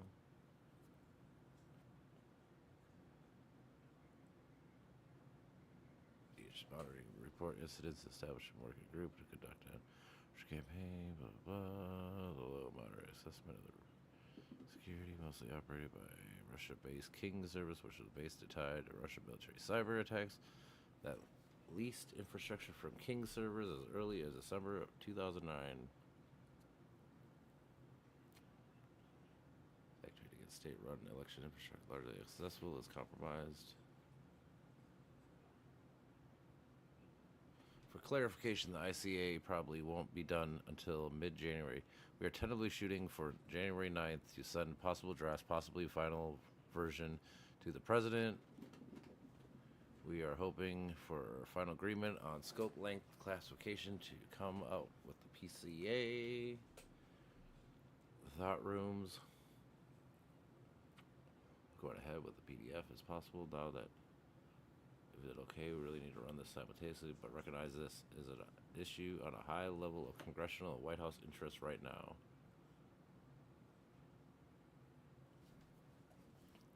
We follow the coordination process spelled out below. Roger on the balancing act, and I think we did fairly adeptly last. Recognize you're shorthanded over the weekend. Let us know if we can provide a jumpstart.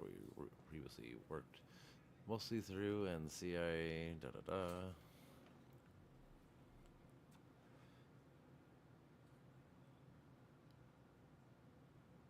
We spoke to Cyber Shop. We discussed the prospect of NIC product in response to the president.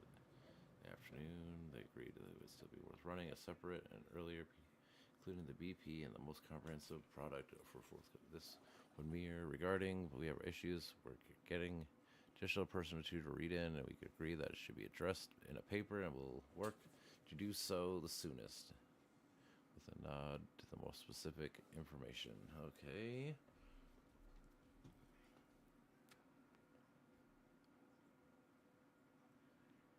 See, they emailed you. Okay, that's nothing. Decision at the 2 p.m. People seem to agree. It's all worth still running the PBAs. Files, blah blah blah.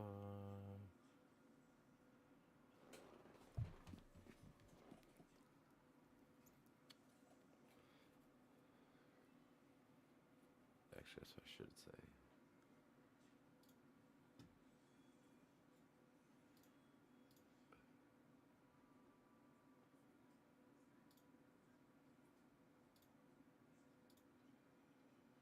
All right, guys, so we're here.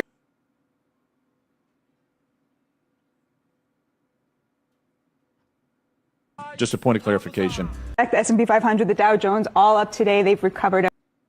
After all of these fires. 1930. Well, I mean, that should be my comeback. If they say they should arrest Obama, I'd be like, well, he's got presidential immunity. How does that make you feel? Oh, wow. See, it's not so good when people have it when they should have it. So funny.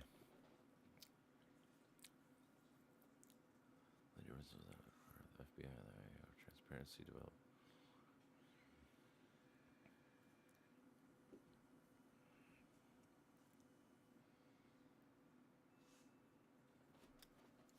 We've so far received FBI, CIA, NGA. Please provide coordination ASAP. Okay.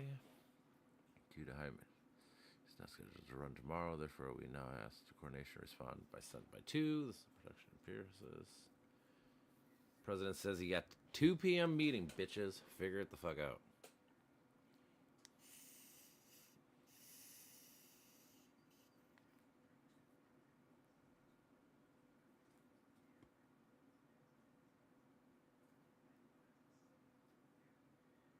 Oh, they're not going to be able to do it tomorrow, but most likely next week. Summary of the conclusion of the meeting. So, Chair, State, John Kerry, Justice Johnson. Oh, John Brenner.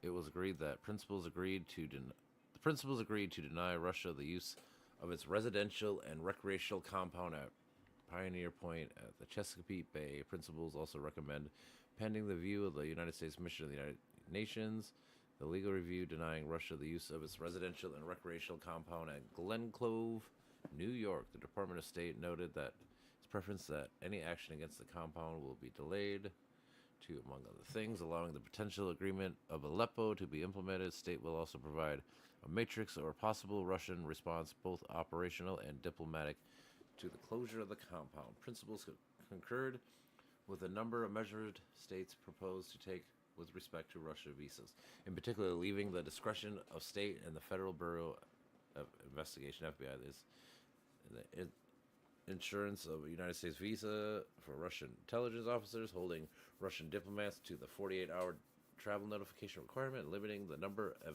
exceptions provided to Russian diplomats.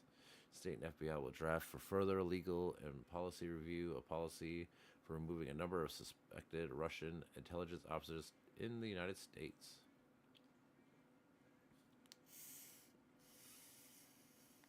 Recommend sanctions. Principals will decide whether to issue designated ballot EO, part of the response to Russian interference with electoral. Some principals propose designation for the context bill. The conduct in question was unrelated to the election related activities. Absent a tie in the election, any package of designations should include these 2 Chinese companies, which sanctions packages also have been developed. Okay. I chatted with Blank tonight. Our plan is to have the CIA put together a Part B. He should put Part 3.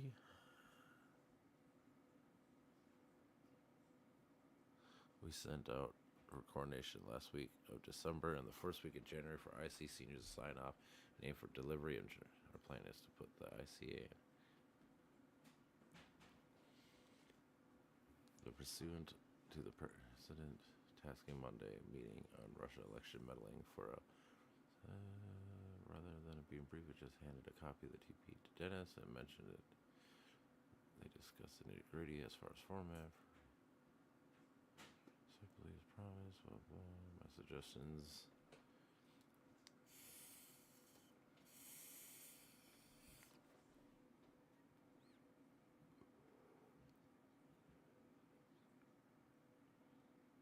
The information that we have tools and the actions to do this. Why directed these? Is this like where it's supposed to be?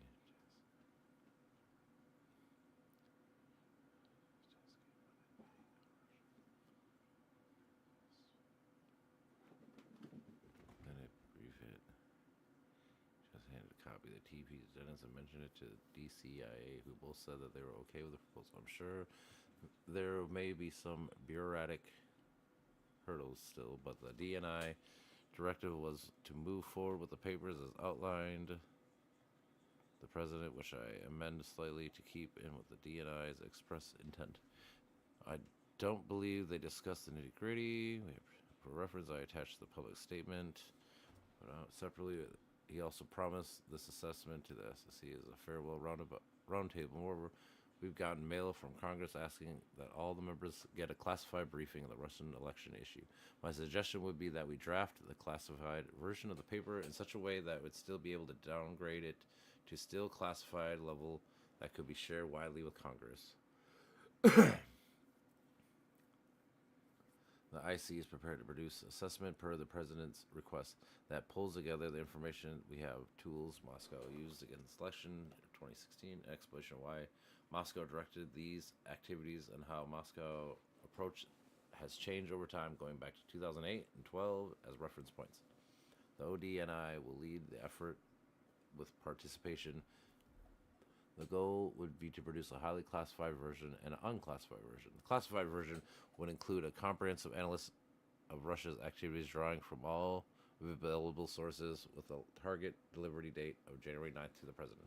The unclassified version would follow the classified delivery and to be greatest extent possible would include the same information while still protecting sources and methods. The goal would be to make the unclassified document publicly available.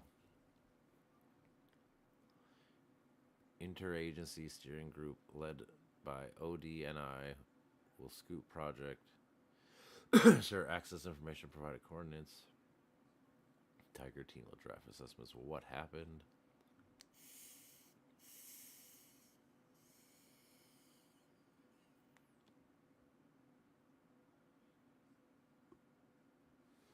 Change over time. Assessments will include blah blah blah.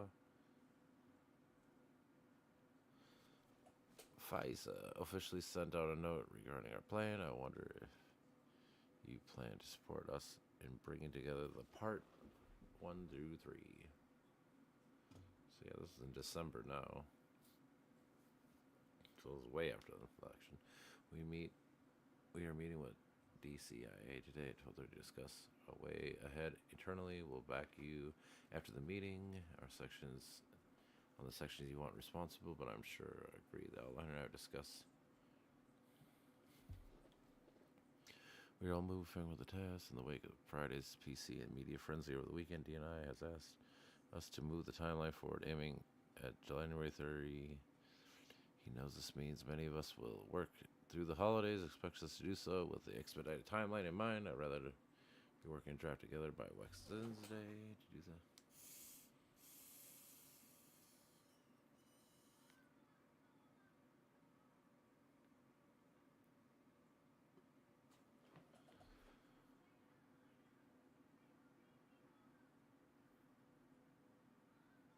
Certainly, I'm just emphasizing that the congressional timeline, like the Gang of Eight briefing, like most of the timeline, was just imaginary based on the presumption that it would be wise to brief Congress sometimes between President and the public. No one has directed us to do so, as far as I know.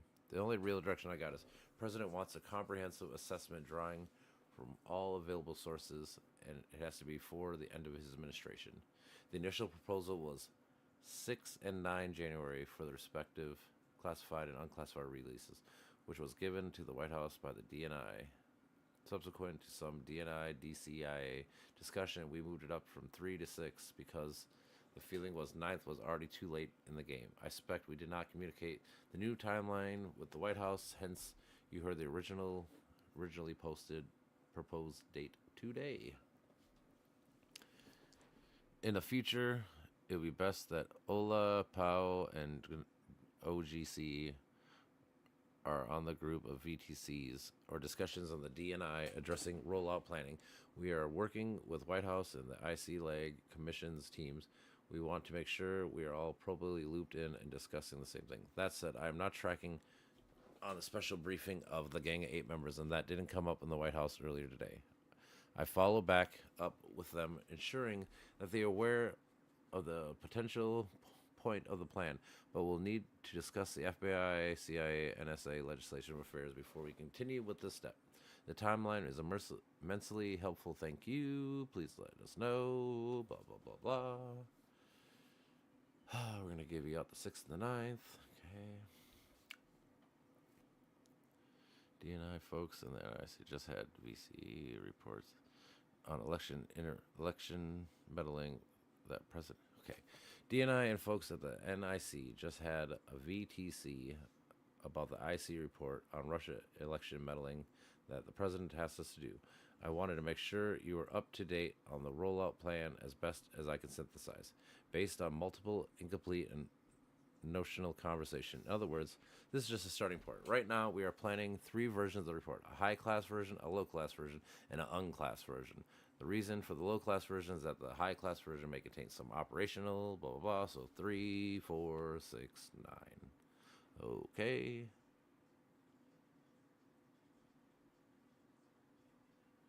This responds to the president's request for a comprehensive assessment for the Russian government intentions and actions with respect to the United States election. The main body of the report was drafted by the CIA, NSA, and FBI. Blah, blah, blah. This report is a downgraded version of the most sensitive. Okay. This is basically the same shit again.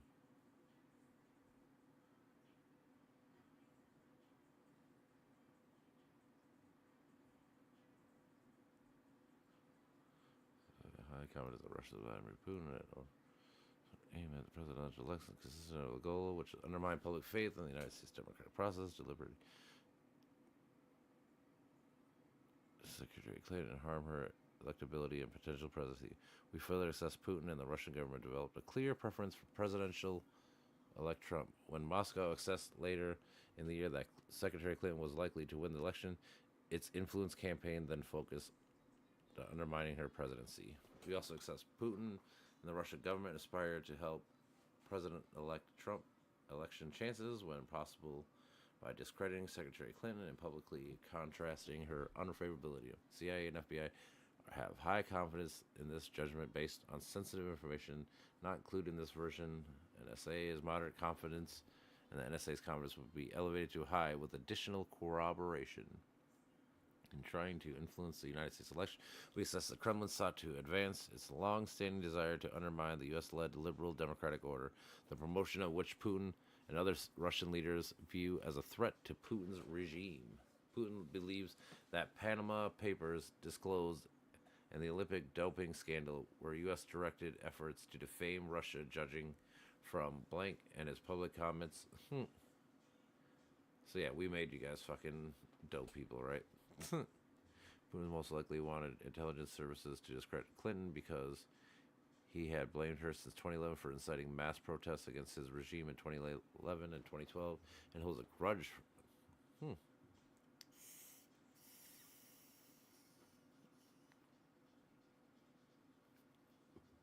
Beginning of June, Putin comments about the United States race avoided directly for praising election Trump, probably because Kremlin officials thought that any praise from Putin personally would backfire in the United States.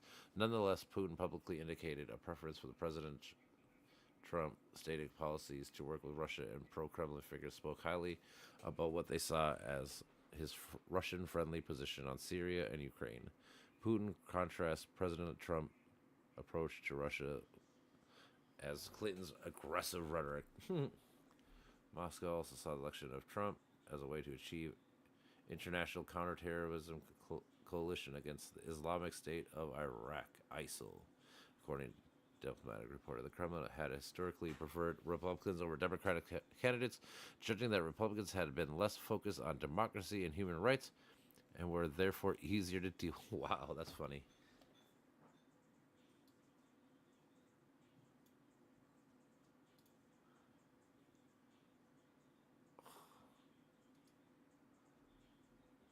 That's funny.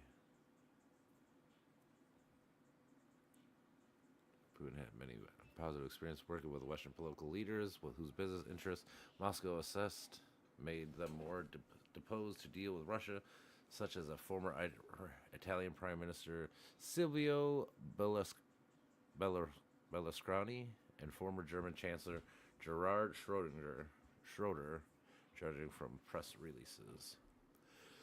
Russian officials and other pro-Kremlin pundits stopped publicly criticizing the United States election process as unfair and almost immediately after the election because Moscow probably assessed it would be counterproductive to build positive relations. Like, yeah, this is what we need. This is what people need to read right here.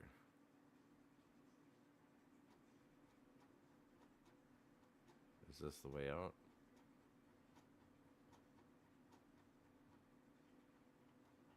Okay, so this is like all this to read this fucking last report. And this is the only part I really need to read, but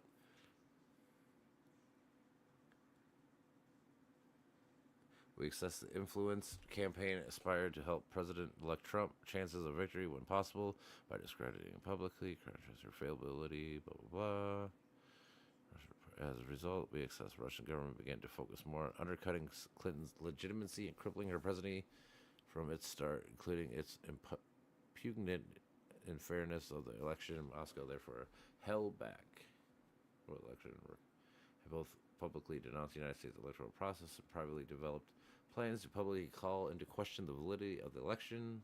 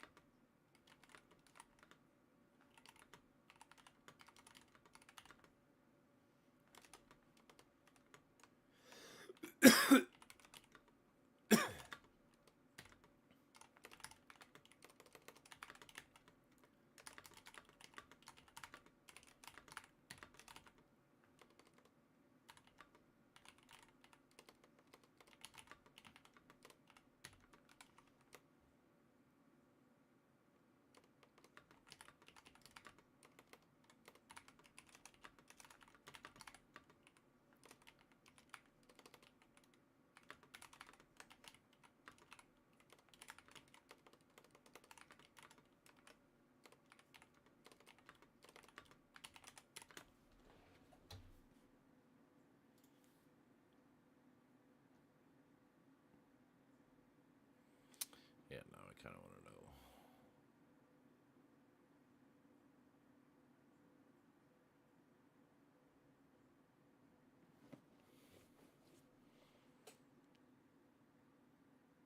Six TVs, two includes. Yeah. RTTV, yeah.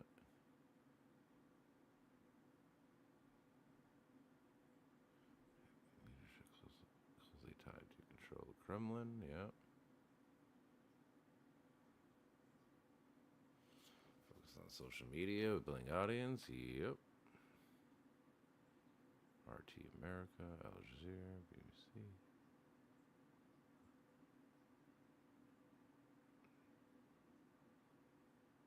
Yeah, CNN goes down.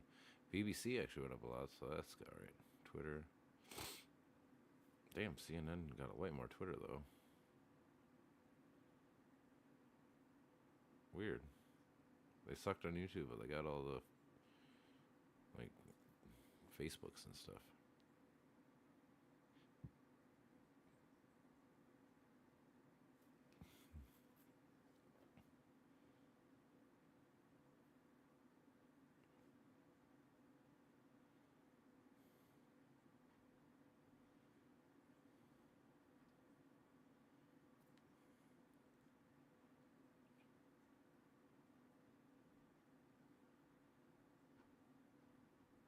I think you just need to respond to the request based on plain reading of what it is asking. If you have further questions about what response, obviously this all predates me. Routine, you have at least one who has been here, blah blah. If the dossier material was used by the NIC, unless it is compartmented, my NIO initially deceived and excluded me from things I was cleared for, but I had not needed to know throughout the entire tenure here. I prefer to think that it isn't true, but if it was, we have a problem. Pretty reckless. If instead Shelby or blank are misspeaking about what the NIC was considering in its analyst, it is pretty reckless idea to fling out in a FOUO email? FOIO? It's not a FOIO, but it looks close.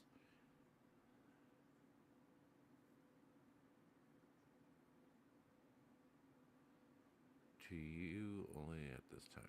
First, when I search all my mail high side items, only 9 hits match. Steel dossier, and I believe there are 1 air plus 8 open side news compilations sent to me as a member of the wide distro.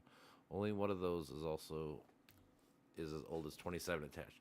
I can also run low side if needed. However, because I am under unresolved congressional retention orders regarding Russian election, preventing deletion of anything Russian election related, I have thousands of emails on both systems that might hit on a wider search term, and a sort of them are impractical. Second, regarding the emails, I am choosing my words carefully for you awareness because of the premise of the messages concerning. As you know, I am deputy of the NICO cyber team and the de facto election team from 2015 through the year blah blah blah. I was asked by NICO to participate. The secondhand stability recounts the words of the day, briefing, blah blah blah. I did hear secondhand from blah blah blah, ostensibly recounting words from the DNI clapper on the day of the briefing to current, then I think just elected president about inclusion of the dossier material in the presentation of the president-elect. This was characterized as unexpected, unwanted, sudden, and unilateral act by then Director FBI Comey and the source of the concern. To this day, I have never seen or reviewed dossier material in a working setting. I did recently hear them referenced by 2 colleagues in terms consistent with the emails below, which struck me as concerning and at odds with my personal experience working elections issues between 2015 and 17. With that single recent exception, other than the emails below, and at no time in my time at IC careers had dossiers materials ever been represented to me in a work setting as something the NIC viewed as credible or the influential in crafting NIC products. Bottom line, though I'm glad I have been spared exposure to the material, if it was influential, I hope it was a compartment I am not in, because otherwise, given my 5-year working these topics at BDM and ICA levels, to include the TS and CSI versions of what I believe to be ICA references, we may have different information issue. Shelby believes that this should be responded to the NSC as the dossier was a factor in the 2017 ICA. What was ICA again? I can't remember. Hold on. IC, Independent Computing Art. Okay. Please review the attachment, blah, blah, 2016, with all records, communications given, blah, blah, including but not limited to James Clapper, Comey, Steele, dossier, Carter page.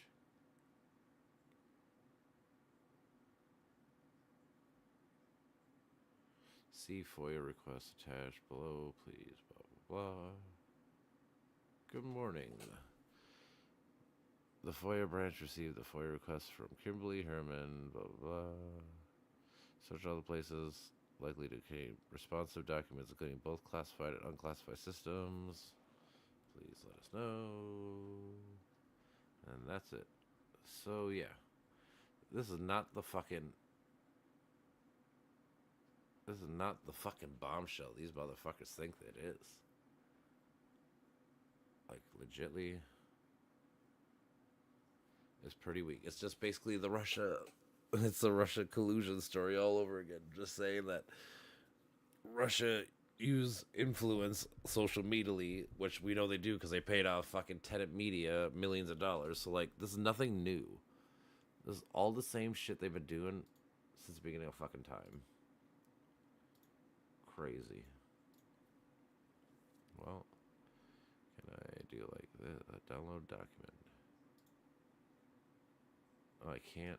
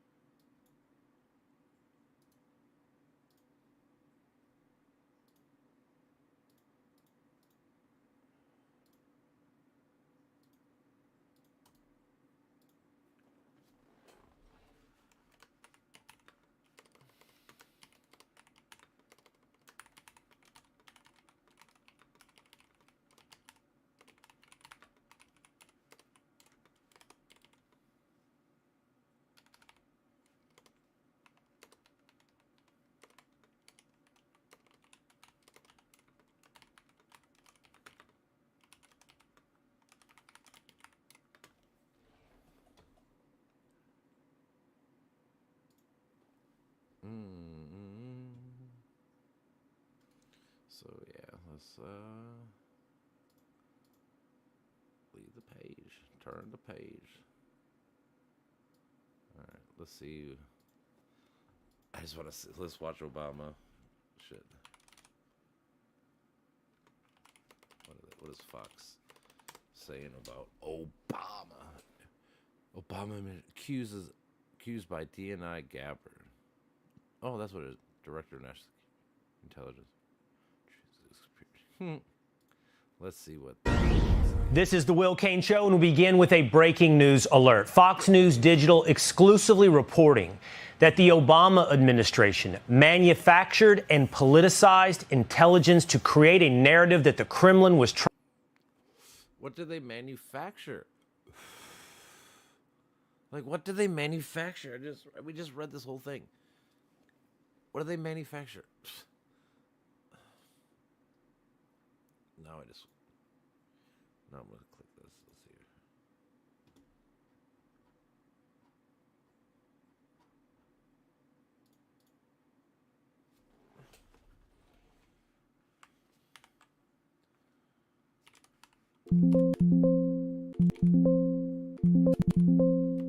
Manufacture, make up.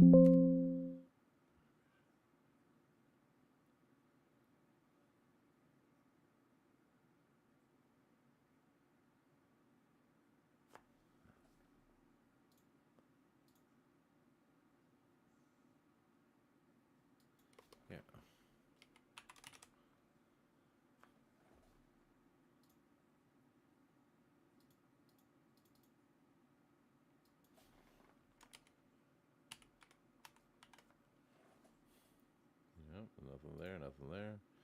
Nothing there. Nothing there. So yeah, what is this fucking? They make it. Trying to influence the 2006,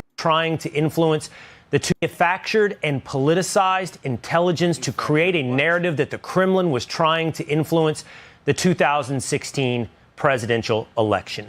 This is the origins of Russia. Director of National Intelligence Tulsi Gabbard has just declassified today these documents, laying out this timeline. Prior to 2016 and the election, officials from across the intelligence community assessed Russia lacked the intent and capability to hack U.S. Did not lack the intent, lacked the capability, maybe? Yes. And they didn't say they had no chance. They even said a bunch of times they had to be a perfect storm. Like, it would be rare. How about this? Nobody would think that fucking Afghani, fucking Osama bin Laden could do 9/11. But guess what?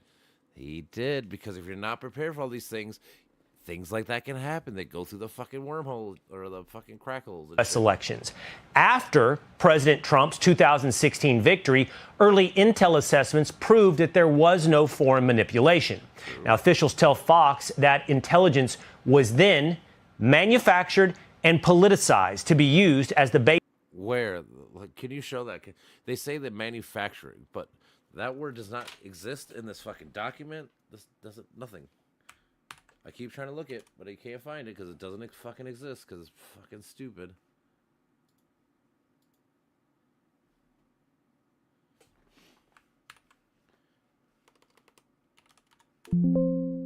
Yep.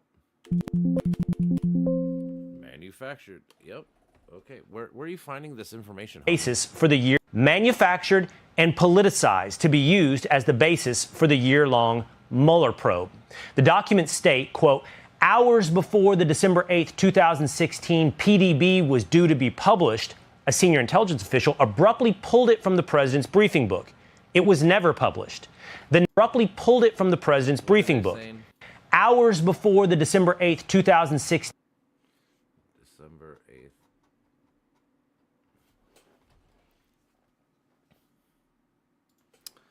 I don't remember anything like that.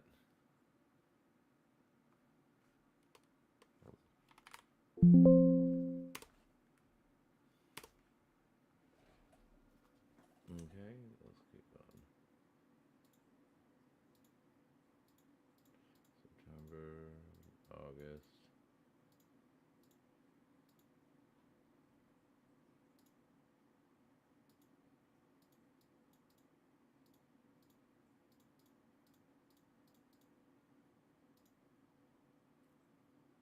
September 2nd still.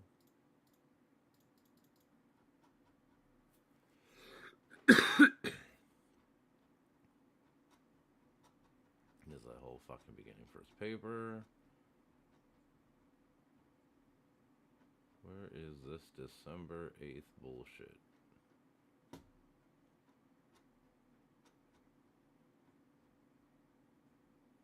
Here's December 7th. Okay. Activities on and since Election Day.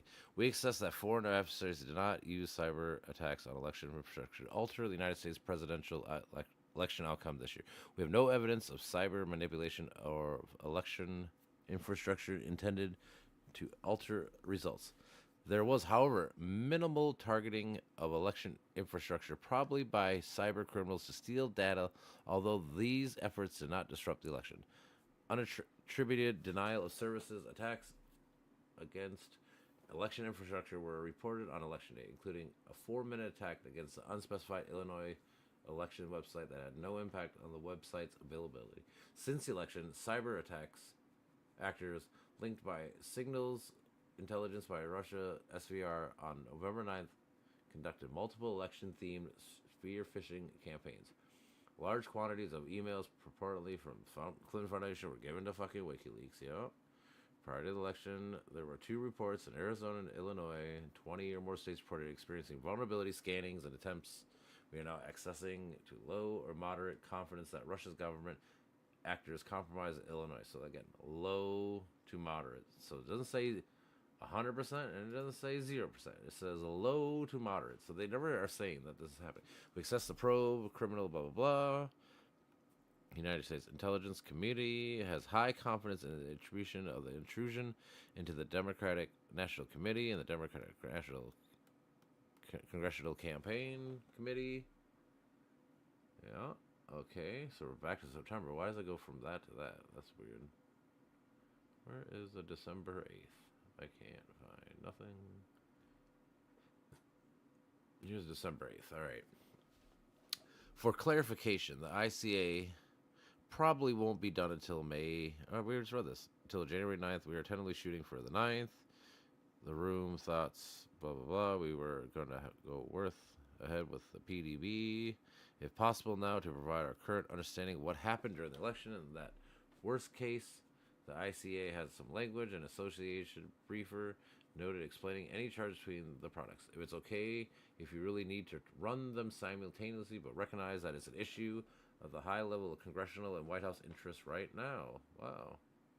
Thanks. We are this. Like I said, we just read this. We're coordinations per process spelled out. Roger on the balance. Recognize your shorthand. Do you recognize them shorthand? I'm okay with that.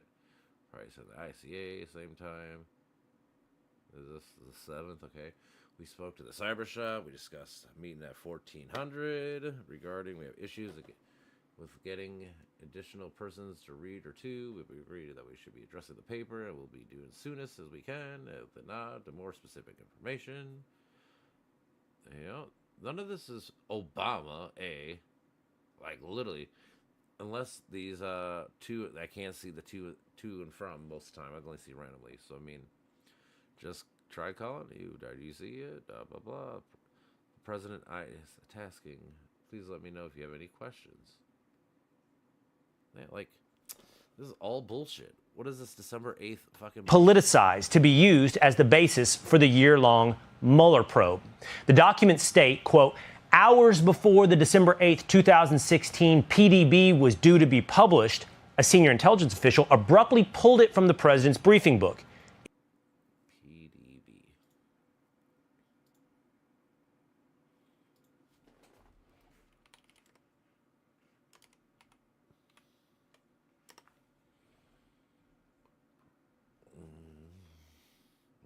Computer again.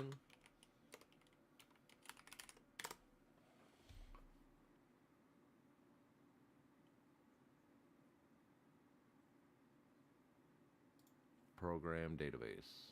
Okay.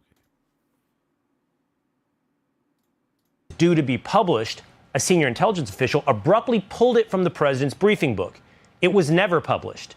The next day, on December 9th, 2016, the Obama White House convened in a classified NSC meeting with top administration officials to discuss Russia.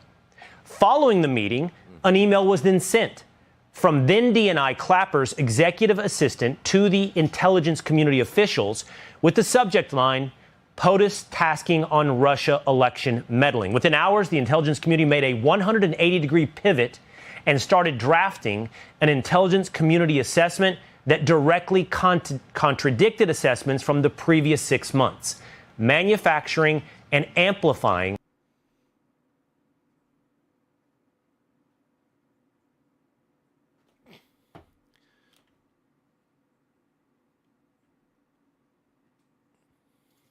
and started drafting an intelligence community assessment that directly following the meeting.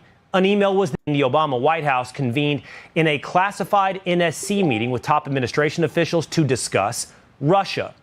Following the meeting, an email was then sent from then DNI Clapper's executive assistant to the intelligence community officials with the subject line, POTUS tasking on Russia election meddling. Except it doesn't, I guarantee it doesn't say POTUS. There's only 6 times it says it. First time I said 2. For clarification, ICA probably won't be done until mid-January 19. The final version to POTUS will be final agreement, yeah. We spoke to blah, blah, blah, product in response to POTUS at their afternoon, 1400. They agreed that it would be still worth running a separate and earlier, including, okay.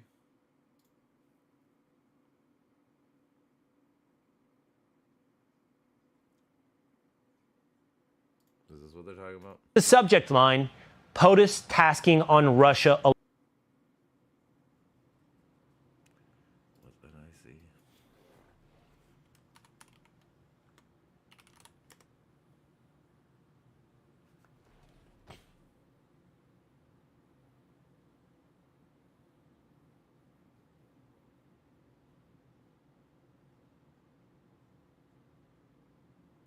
So this is their big one right here. Page 54. So I gotta remember page 54 because this is apparently what the fuck they're losing their mind on.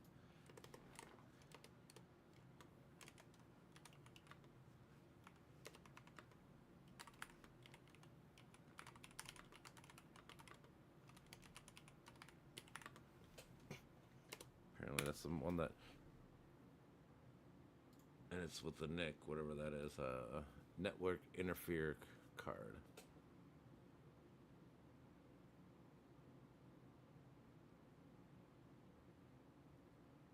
So he cuts that out, so that's more context. So we say the president's network interfering card.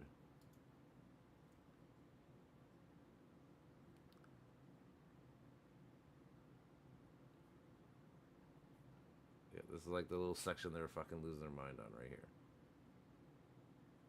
We spoke with the Neo Cyber Shop. We discussed the prospect of a national, or no, network.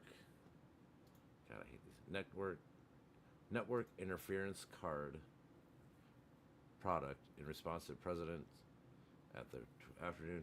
They agreed that it should be worth running a separate earlier PDB and including the BN, that a more comprehensive product is forthcoming. This would mirror our BDP and ICA that were so like, dude.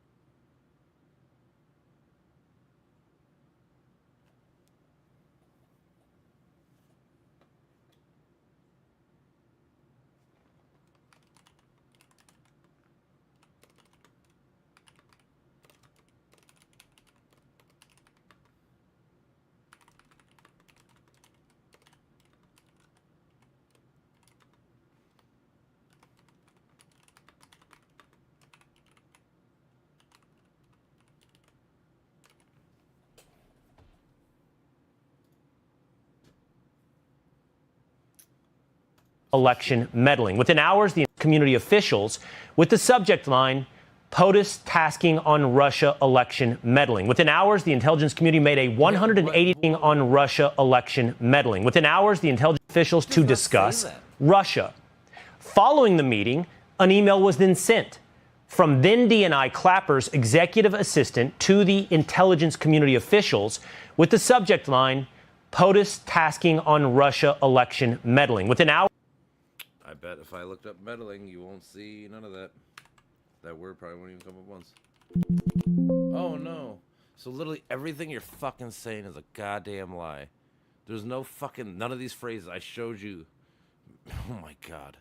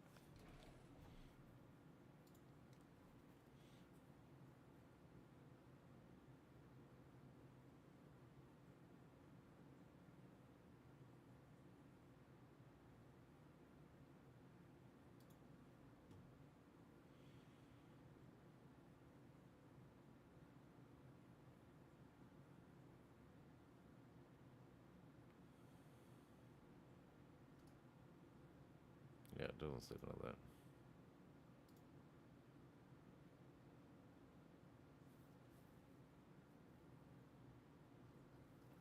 Hours, the intelligence community made a 180-degree pivot and started drafting an intelligence community.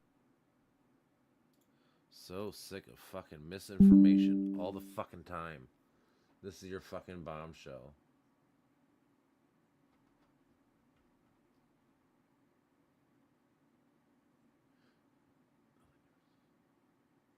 Until receiving the email, the only difference that I was aware between the FBI and the IA over the transparency developed product was over the confidence level of the attribution. That's the only thing they had a problem with. We adjusted to the FBI's view upon review of the recent redacted collection rather than drafting a dissent. Fucking lying piece of shit. Fucking Tulsi Gabbard's bitch ass lying. Everybody's fucking lying. Fucking Fox News bitch asses. All this shit. Back to the breaking news we brought you off the top. Director of National Intelligence Tulsi Gabbard declassifying documents that show a, quote, treasonous conspiracy at the highest levels of the Obama administration to manufacture a narrative that Russia was trying to influence the 2016 presidential election. New York Congressman Mike Lawler joins us now. Congressman, it's great to have you on the program. This just broke about an hour or so ago that DNI Gabbard released these documents in a timeline that is incredibly fascinating. To some extent, Congressman, even as early as earlier this week, we broke down and asked the question of whether or not there's not enough focus on President Obama when it comes to Russia. What Gabbard is sharing with us now is the day-by-day and minute-by-minute change in the intelligence community reports after they go to the White House to meet with Obama, wherein they change the narrative of Russia's involvement in our election. No, they never did. Well, it's extremely disturbing. They were talking about these things in September and in August. So, and these are nothing. After they got hacked, when did Russia hack them? Hold on. Did Russia hack DNC in 26? Yeah, I know. Okay, what day? Do we have a day?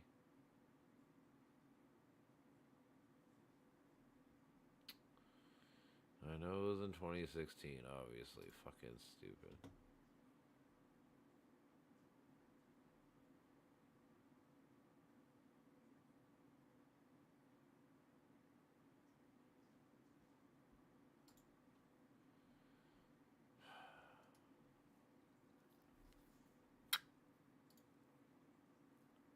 GPU, cyber, and hybrid threat.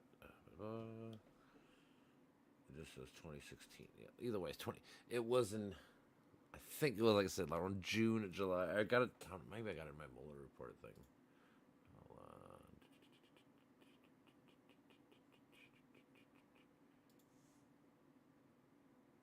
Hold on. Hold on.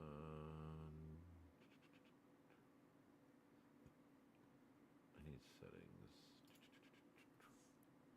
No. That's what I'm looking for.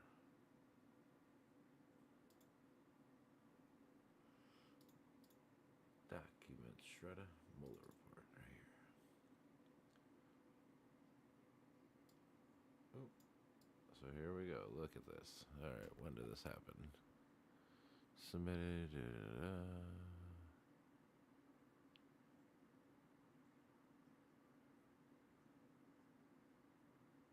So yeah, in late July of 2016, WikiLeaks started releasing documents. So they got hacked in June, probably in June. Either way, July. So by July, they knew they're fucking being hacked and shit. They knew their shit was fucked. So to act like they didn't think Russia was a problem, and then all of a sudden they just 180 flipped. Fucking, nope, they're horrible At every level. And the fact is, narrative of Russia's involvement in our election. No, that's wrong. False. well, it's extremely disturbing at every level. And the fact is, President Obama needs to answer for this immediately. there needs to be a very clear and unequivocal answer to how this happened and why exactly his administration, in concert with the intelligence community, was changing reports to make it appear as though that Russia interfered in our elections, and to further this entire scam that has been perpetrated on the American people to undermine his successor, President Trump. It is just fundamentally wrong. And everything that the American people have seen over the last decade, since Donald Trump came onto the national political scene, it has been one event after the next in which Democrats and the intelligence community and the Department of Justice, institutions that are supposed to uphold our democracy, have frankly sought to undermine it at every turn. And to some extent, I think for many of the audience listening, it is not maybe a revelation they haven't thought, heard, or researched on their own before. I think what's different now is that this is coming from the Director of National Intelligence, and there's specific information on a day-by-day basis of how this changed. And just for the record, so the audience knows, I mean, it looks like the critical moment was around December 9th of 2016. Prior to that occasion, most of the intelligence community was saying no Russia involvement. Around December 9th or December 8th, they go into a meeting with President Obama, come out, and an entirely different message emerges from the intelligence community about Russia's involvement in this election. And let us hope, Congressman, this is the start. And we should have already started, and we have started, but this is not the end of searching for accountability on Russia, Russia, Russia. No, there needs to be accountability on this, and frankly, there has not been for years. You obviously had a special counsel appointed after James Comey was fired as FBI director. You get a special counsel that comes in, does a nearly 2-year investigation looking into every aspect of this, and the fact that this information was not uncovered, the fact that it was not part of the comprehensive report that made clear there was not Russian interference and that President Trump did not do anything wrong. And ultimately, those that were engaged in this, both in 2016 and again in 2020, when they tried to say that the Hunter Biden laptop was Russian disinformation, once again, they need to be held accountable. This is not how our election should be decided. This is not how our government. The laptop was censored for one whole day, so it was such a big deal, right? Government should be run. Those who have the highest levels of power and intelligence access need to be held accountable if they abuse it, and that's what it appears like happened here. All right, really quickly here, Congressman, you're a New York congressman. Is it possible that the city of New York is going to elect a guy to mayor who has said he looks to abolish private property in Zohran Mamdani? Sadly, so long as there are multiple candidates in the race, it looks very likely that he will be the next mayor of New York City. You need a one-on-one race. And the fact is, what he is talking about is Marxist. It is communist. He wants to seize property. He wants to seize the means of production. He wants to ban capitalism and billionaires. He wants to. I'm not really a fan of this guy, but this is the normal talking points by these people. Tax people based on their race and whether or not they live in a white neighborhood. This is absolute insanity. It will lead to the mass exodus of New York. New York City is the financial capital of the world. It will not only be destructive to New York, it'll be destructive to America. He must be defeated at the ballot box in November. Can someone give me a play-by-play?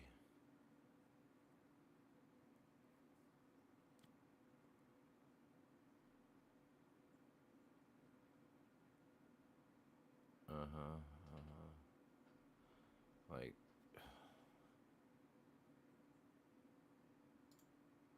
the other attempt at transparency has to do with Russia, Russia, Russia, the now debunked speculation that President Trump colluded with Moscow during the 2016 election. Well, what else new could there be to say about this? Well, Trump's director of national intelligence, Tulsi Gabbard, announced this afternoon that she has documents that show what she calls a, quote, treasonous conspiracy. She claims the Obama administration manufactured intelligence to push the narrative that Russia was interfering in the election. Gabbard says she will turn over whatever documents she has to the Department of Justice. The suggestion that the Kremlin worked to get Trump into the White House reverberated for years. Trump's opponent, Hillary Clinton, certainly believed it. President Putin hated you so much that it was personal, that he was determined to thwart your ambitions. Do you buy that? Well, he certainly interfered in our election, and it was clear he interfered to hurt me and to help my opponent. All right, let's go to News Nation's Joe. I mean, that's technically not true. He hacked the emails and all this shit, so WikiLeaks, and then, yeah, he undermined everything she did and praised Trump. So, I mean, you can call it interference. It was just propaganda. And the thing is, they had the bots. That's the whole thing about Russia. They hired bot farms to fucking argue and make memes and do dumb shit about Hillary and pro-Trump. So, I mean, like, again, I got to finish the Mueller document. I've read a lot, but not all of it.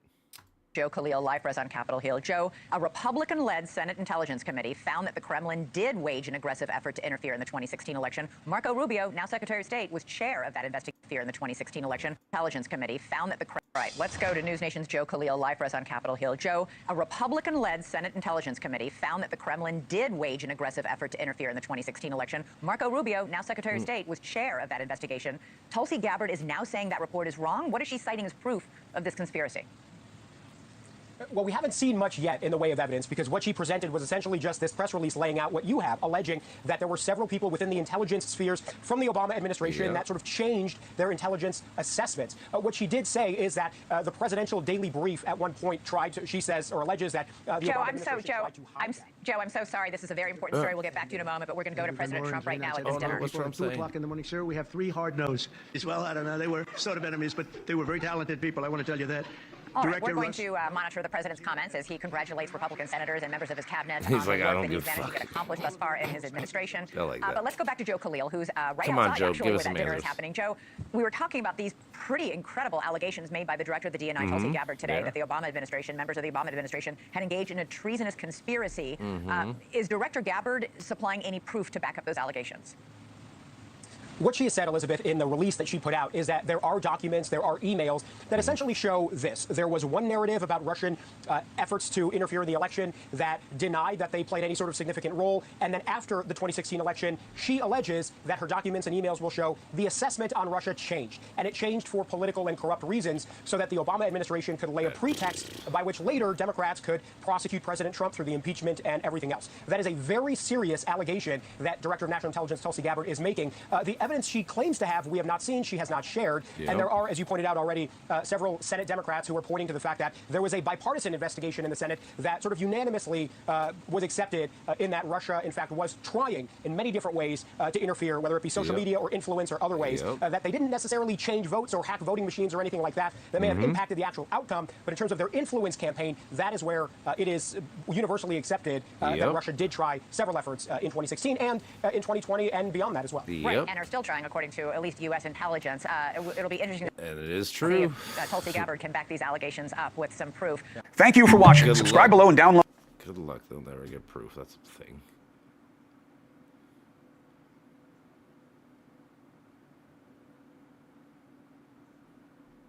It's just there. If I got to deal with it, Obama's got to deal with it. Same as everything else. Fucking silly. It's just silly. Alright, I gotta try to go to bed soon. I gotta get up in the morning and shit. How long have I been on for? 3 hours? Not too bad. We read most of it. I mean, I guess technically I didn't read, but I read all the shit that they fucking are upset about. And it's not a fucking big deal like these motherfuckers claim, so fuck them. People try to throw this in your face. Just ask them what part of it is actually bad. Because I literally have it on my Facebook. The 2 parts that they're fucking super duper pissed about. And they're not that bad. So, I don't know what to tell you. All I gotta say is peace out, much love.